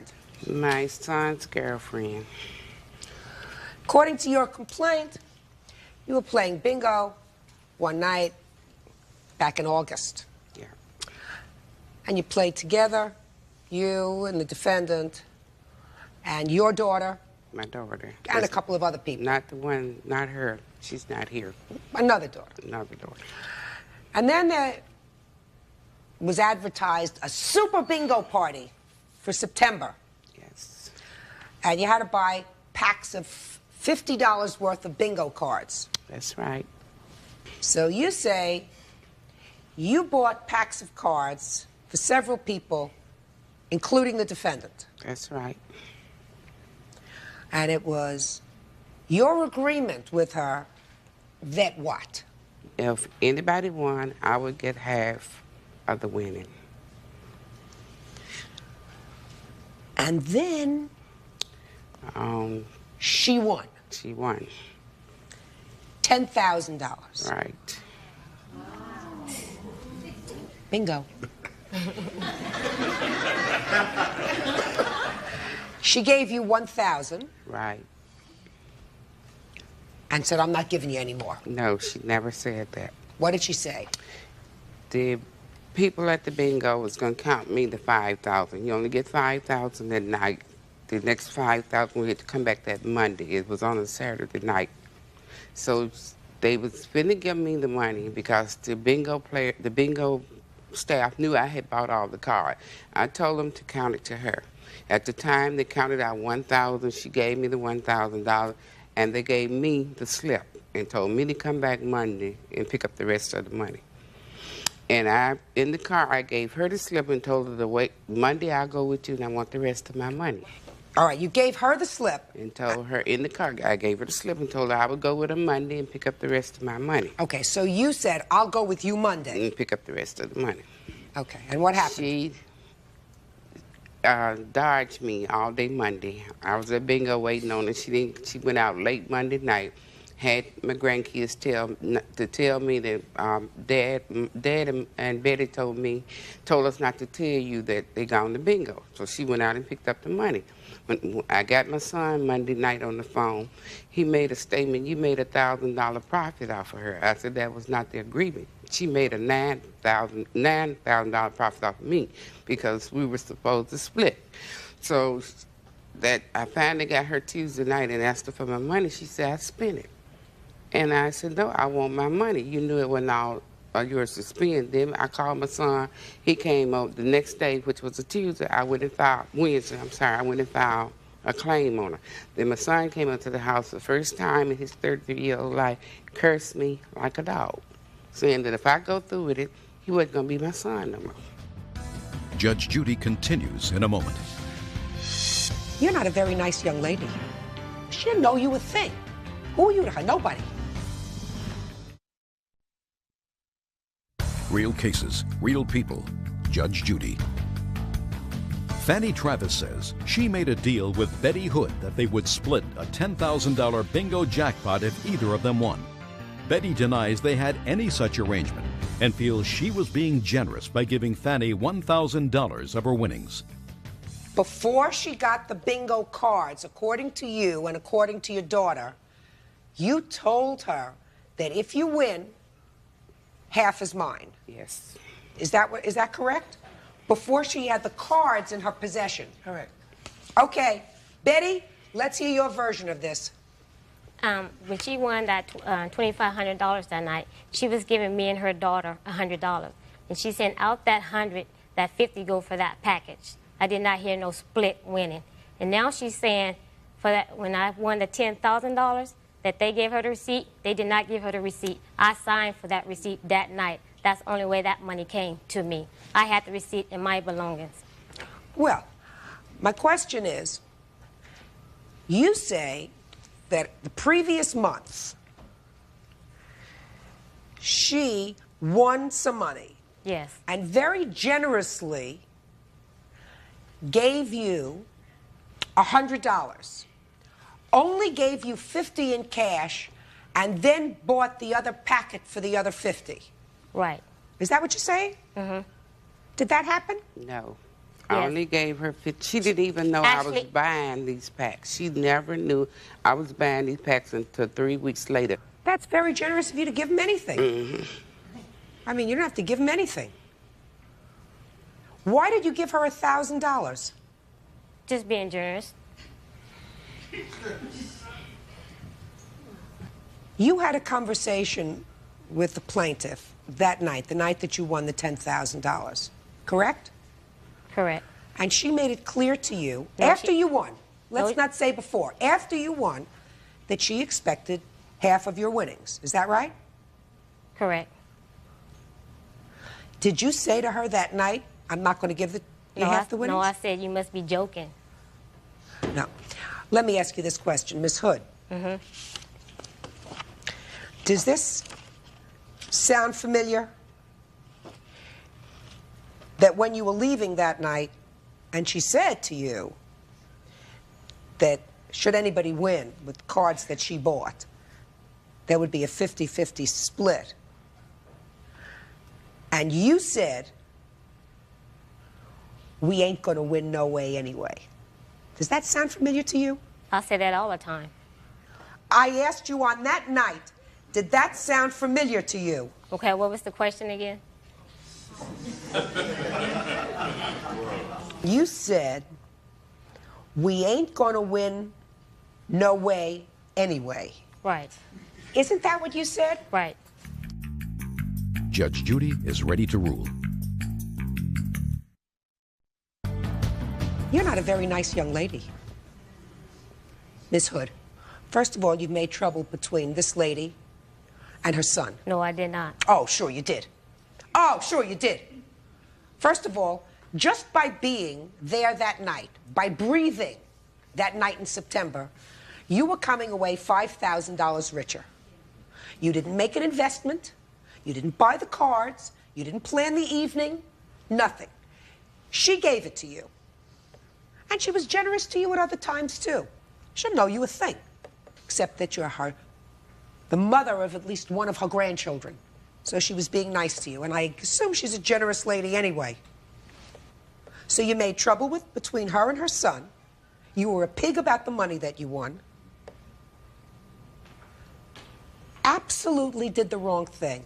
And Miss Hood, life has a strange way of coming up and biting you in the back if you do the wrong thing. What you did over money by destroying this little family. She had a son who she never had a harsh word with. And I assume she did other things. She ever babysit for you? Yes. You had to run to the doctor or something? Had to run someplace else? She took care of your son? Yes? Yes. You really are nasty. Judgment in this case is for the plaintiff for the amount of $4,000. You already got your $1,000? $4,000. That's all. Party's iced tea. You may step out. Judge Judy continues in a moment. And on the next Judge Judy. Party's on Hayes versus Hayes. Step forward, please. 59-year-old Charlie Hayes is suing his daughter, 37-year-old Carolanda Hayes, for money she took from a bank account set up by her grandmother. Order, all rise. Judges, number 275 on the calendar in the matter of Hayes versus Hayes. Parties have been sworn in, Your Honor. You may be seated. Ma'am, have a seat. I must tell you both that there is nothing sadder for a judge than seeing a family torn apart by money. I totally agree. Mr. Hayes, this is your daughter. That's correct.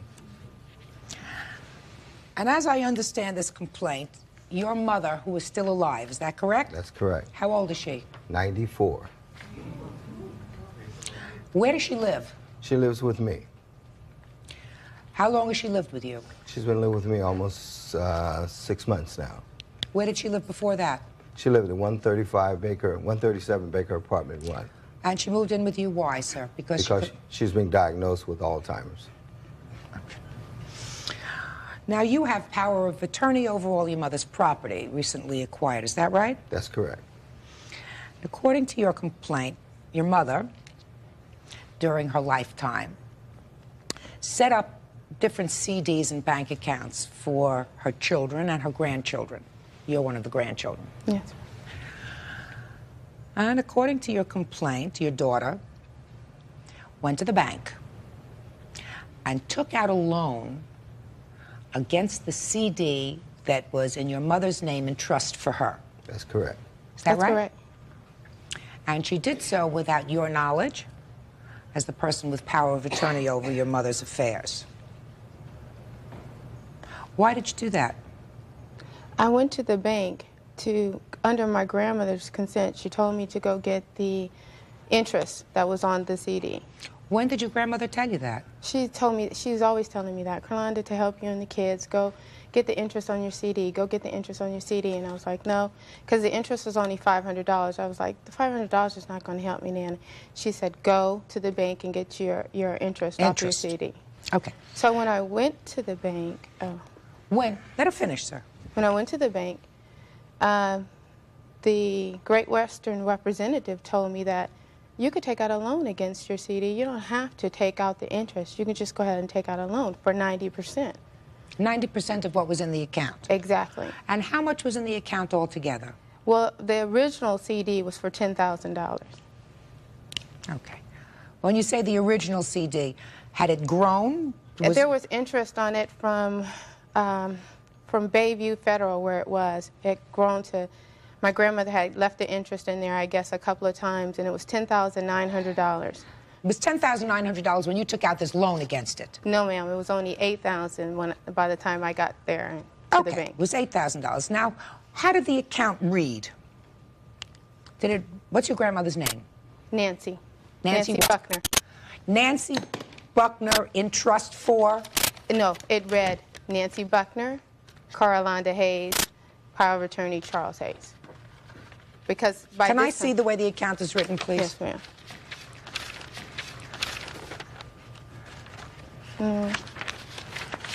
Is it? Yeah. Okay. So you were told that you could take out a loan. Right, for 90% of the CD. Okay. And you did? I didn't take out 90. I only took out 50. So you took out $4,000? Yes. And you had to pay back the interest? Exactly. Did you do that? No, because they told me that no payment was needed to be made until June, a year later. I didn't have to do anything. I didn't have to make any payment throughout the year. I could pay $20, $10, or or zero until the next year. Well, Mr. Hayes, this says that this account is in your name, Nancy Edwards, and Carolandra Hayes. That's her. That's correct. This isn't an in-trust for account. No, ma'am. It was in trust until I moved it. It wasn't in Great Western. I don't care where it was. Listen to me. This has 3 names on this account. I realize that. Yeah. That means anybody can do whatever they want with this bit of money. You understand that? Yes, I do. Okay. So you're suing her, your daughter. That's I'm correct. going to find out why in a second, Mr. Hayes. Because he's greedy. For $4,497, which is, I assume, $4,000 that she took out, and the other $400 for some sort of interest. Is that right? No. What? It's for a credit card that she took out in my mother's name in Nordstrom's that she didn't pay. I don't have that in the... I have it here, Your Honor. I don't care what you have there. I don't have it in your complaint, sir. And I didn't know about this credit card because You don't have to address the credit card. It's not in his complaint. Okay. It's not in his complaint. It's not here, period. Okay. Okay. So, Mr. Hayes. Yes. She took out $4,000, therefore you're suing her for $4,000. She can take out that money if she wants to. Yeah, I understand that. So why are you suing her? I'm suing her because she didn't pay for it. She made no efforts to pay for it. Can I explain to you how this led up to this? Sure. She started off from the day that she graduated. My mother bought her a new car to graduate. From there, she went on to college. A couple of years later, she wanted to get married. She came home. My mother and I paid for her wedding. Came a little over $12,000. After her wedding, she moved on. After she moved on, a couple of years later, she wanted a divorce. She got a divorce. She moved on to Atlanta. In Atlanta, she got in a little trouble. She wanted to come home. She borrowed $3,200 to come home. She said she would pay for that. Borrowed from whom? From my mother. Then once she got here, she didn't have any money, so she needed a place to stay. So she borrowed another $1,600. From whom? From my mother. When you say she... Mr. Hayes. Yes. When you say she borrowed the money, were you there when she spoke to her grandmother? No. No, I wasn't there, but by me being power of attorney, my mother explained this to me. Just a second. When did your daughter take this money from your mother? How long ago? That's been about 5 years ago. And when were you appointed power of attorney? 1993. So this all happened before you were appointed Yes. as power of attorney. So let me explain something to you, sir. I assume that you were given power of attorney over your mother's money because you say that she suffers from Alzheimer's. She can't take care of her affairs. Is that right? Not only that, as that I'm the eldest. And doesn't make any difference. Eldest. So she gave, with no notes, I assume, No notes. This was her just granddaughter money. correct. That's correct. Good. That's what grandmothers do with their grandchildren. Judge Judy continues in a moment. He wants all the money. He wants to take everyone's money, and he doesn't want to see us with anything. He wants to remodel his home, buy his Harley Davidson, his boats, and everything else. Real cases, real people. Judge Judy. Charlie Hayes is suing his daughter, Carolanda, because she took money from a bank account set up by her grandmother. Carolanda says the account was opened for her benefit and the money was rightfully hers. Go ahead. So tell me some more. So she got into trouble. She came back. It's another $1,600. Go ahead. Would you tell her quit saying words to me? I don't want you wanna to hear speak to her. him. Yes, ma'am. If you're speaking to him, I don't want you to speak to him. I'm not speaking to him. Good. Go. Okay, now my mother calls me. She says, I want you to go and give Carolanda the interest off her CD.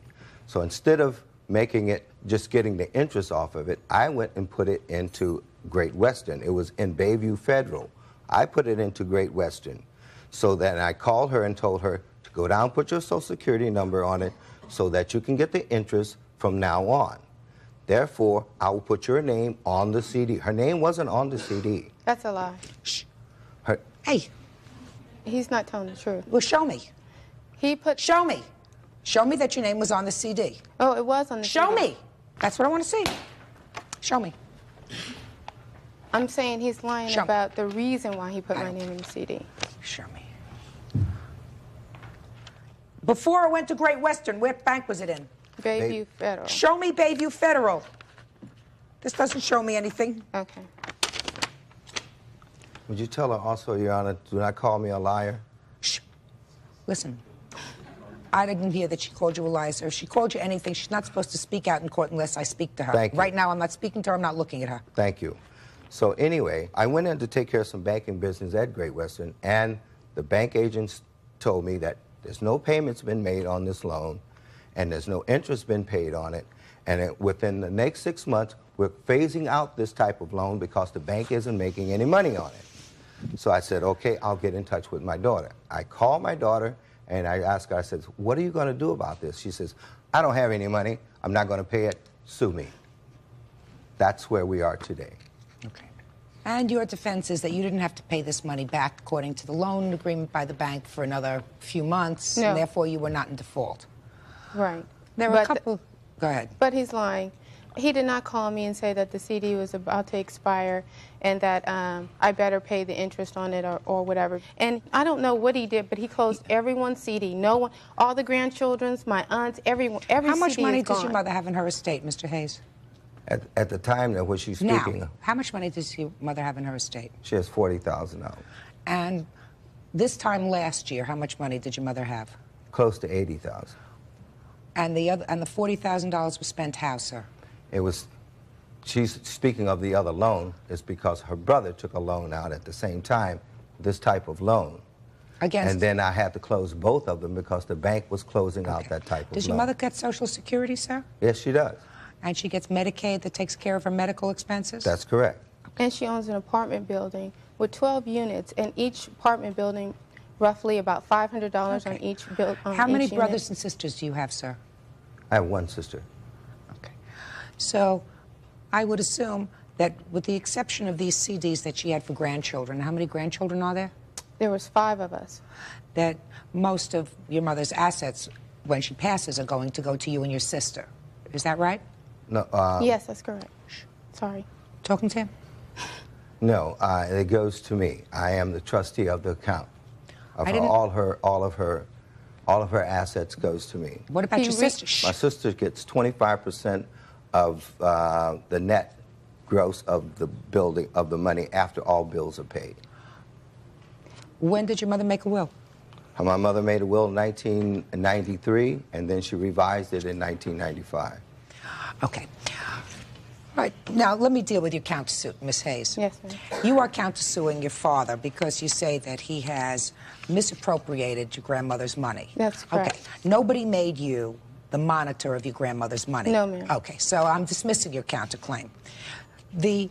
Whether someone is violating their fiduciary relationship, and your father has what we call in the trade a fiduciary relationship with his mother, is something that is going to be dealt with at some point in surrogates court or a court where they handle estates.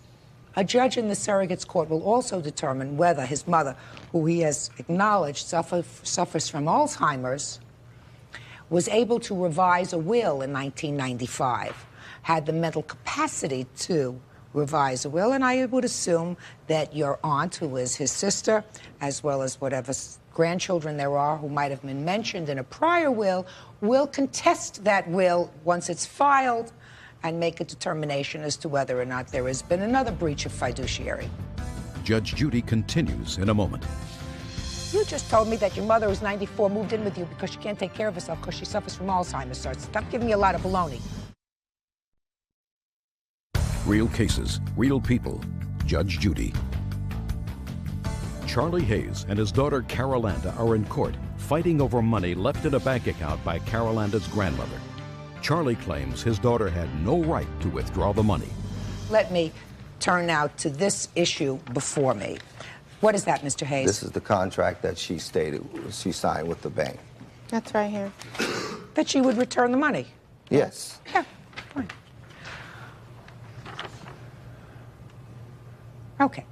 Now, if she did not return this money, all that they were going to do is withdraw it. That's correct. From the CD. That's correct. Now, according to your papers, sir, this CD was originally in your mother's name and trust for her. That's correct. Your name was not on it at all, as your mother had CDs for all the grandchildren. She tried.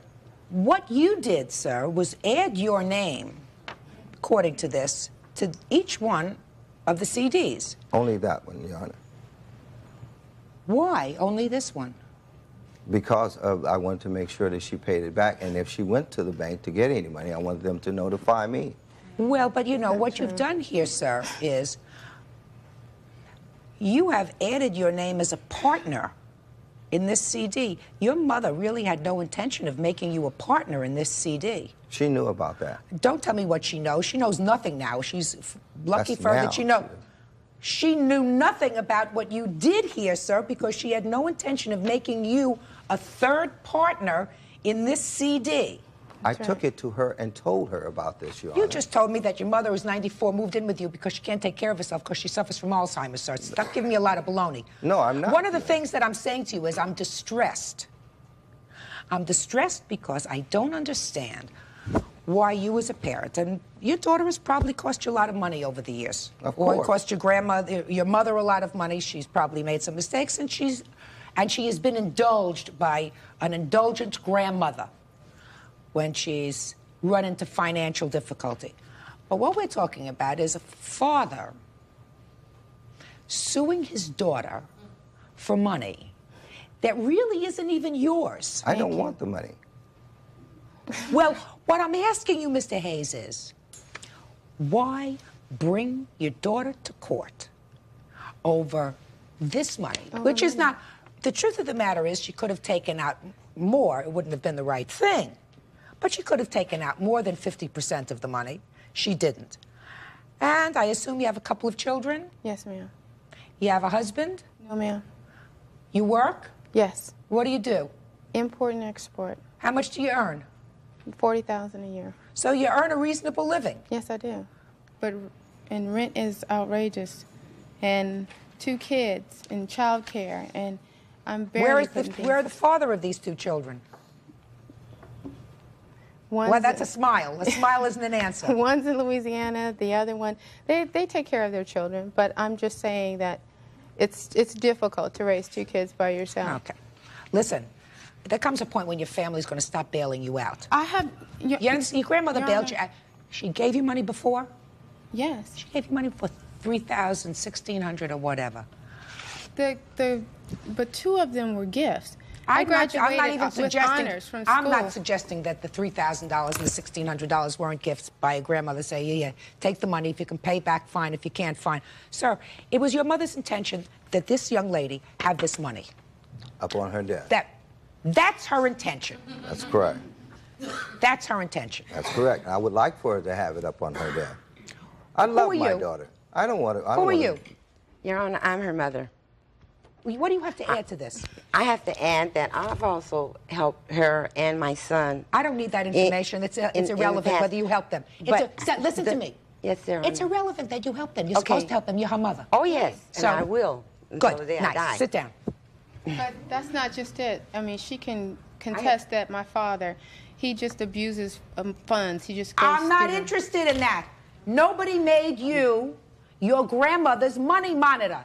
If you believe that your father is abusing his fiduciary relationship to his mother, go to court and seek to be appointed her guardian because he's abusing it, and then a judge will hear you, and we will move on. But you cannot, madam, countersue for that. I wouldn't bring my father to court. So, well, you countersued, and I dismissed the countersuit because you have no basis for a countersuit unless you are the guardian of your grandmother. What he's doing is just totally wrong. Judge Judy is ready to rule.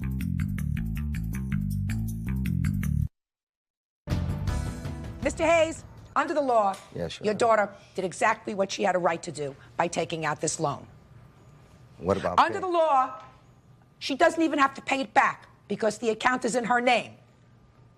And if she chooses to, she can let the loan default, and she can let the CD be reduced by the amount of the loan. That is her right because her name is on this account. Do you understand, sir? That's my fault. Case dismissed. Thank you. Parties are excused. You may step out. Judge Judy will continue in a moment. And on the next... Đi xuất khẩu lao động Nhật về, đã về nước rồi thì có phải đi nghĩa vụ quân sự hay là không? thì có rất là nhiều người lao động thắc mắc rằng là sau khi mà đi xuất khẩu lao động tại đất nước Nhật Bản mà đã về nước Việt Nam thì có phải tham gia cái nghĩa vụ quân sự nữa hay là không. Và thông qua video này thì những bạn mà đang ở trong cái độ tuổi đang phải đi xuất khẩu, đang phải đi nghĩa vụ mà đi xuất khẩu về, thì khi mà chúng ta đi xuất khẩu lao động thì chúng ta vẫn trong cái độ tuổi mà đi nghĩa vụ quân sự thì chắc chắn là chúng ta sẽ phải đi nghĩa vụ. Còn nếu như mà chúng ta đã quá cái độ tuổi rồi, đã quá cái độ tuổi không phải đi nghĩa vụ quân sự nữa thì chúng ta không cần phải đi nữa. Và một số lao động người Việt Nam của chúng ta khi về nước không muốn đi nghĩa vụ quân sự thì chúng ta cũng có thể tham gia cái chương trình đi lại đất nước Nhật Bản lần 2, hoặc là chúng ta đi theo cái chương trình visa kỹ năng đặc định để tiếp tục chúng ta được làm việc ở nước ngoài mà không phải đi nghĩa vụ quân sự. Đó là một cái vấn đề mà rất là nhiều người đang thắc mắc, và thông qua video này thì một số người đang ở trong cái độ tuổi hoặc là đã qua cái độ tuổi đi nghĩa vụ quân sự, khi chúng ta đang đi xuất khẩu lao động tại tất cả các nước, khi mà chúng ta chưa hết cái độ tuổi đi nghĩa vụ quân sự thì chúng ta vẫn phải tiếp tục là khi mà nhà nước kêu gọi tên thì chúng ta đang ở trong độ tuổi thì chúng ta đều phải là đi nghĩa vụ quân sự. Còn khi mà chúng ta đã hết cái độ tuổi đi nghĩa vụ quân sự rồi thì chúng ta không cần phải đi nữa. Đó là một cái lưu ý mà mọi người đang thắc mắc, và thông qua video này thì mọi người sẽ hiểu được là có phải đi nghĩa vụ quân sự hay không khi mà đi xuất khẩu lao động về được.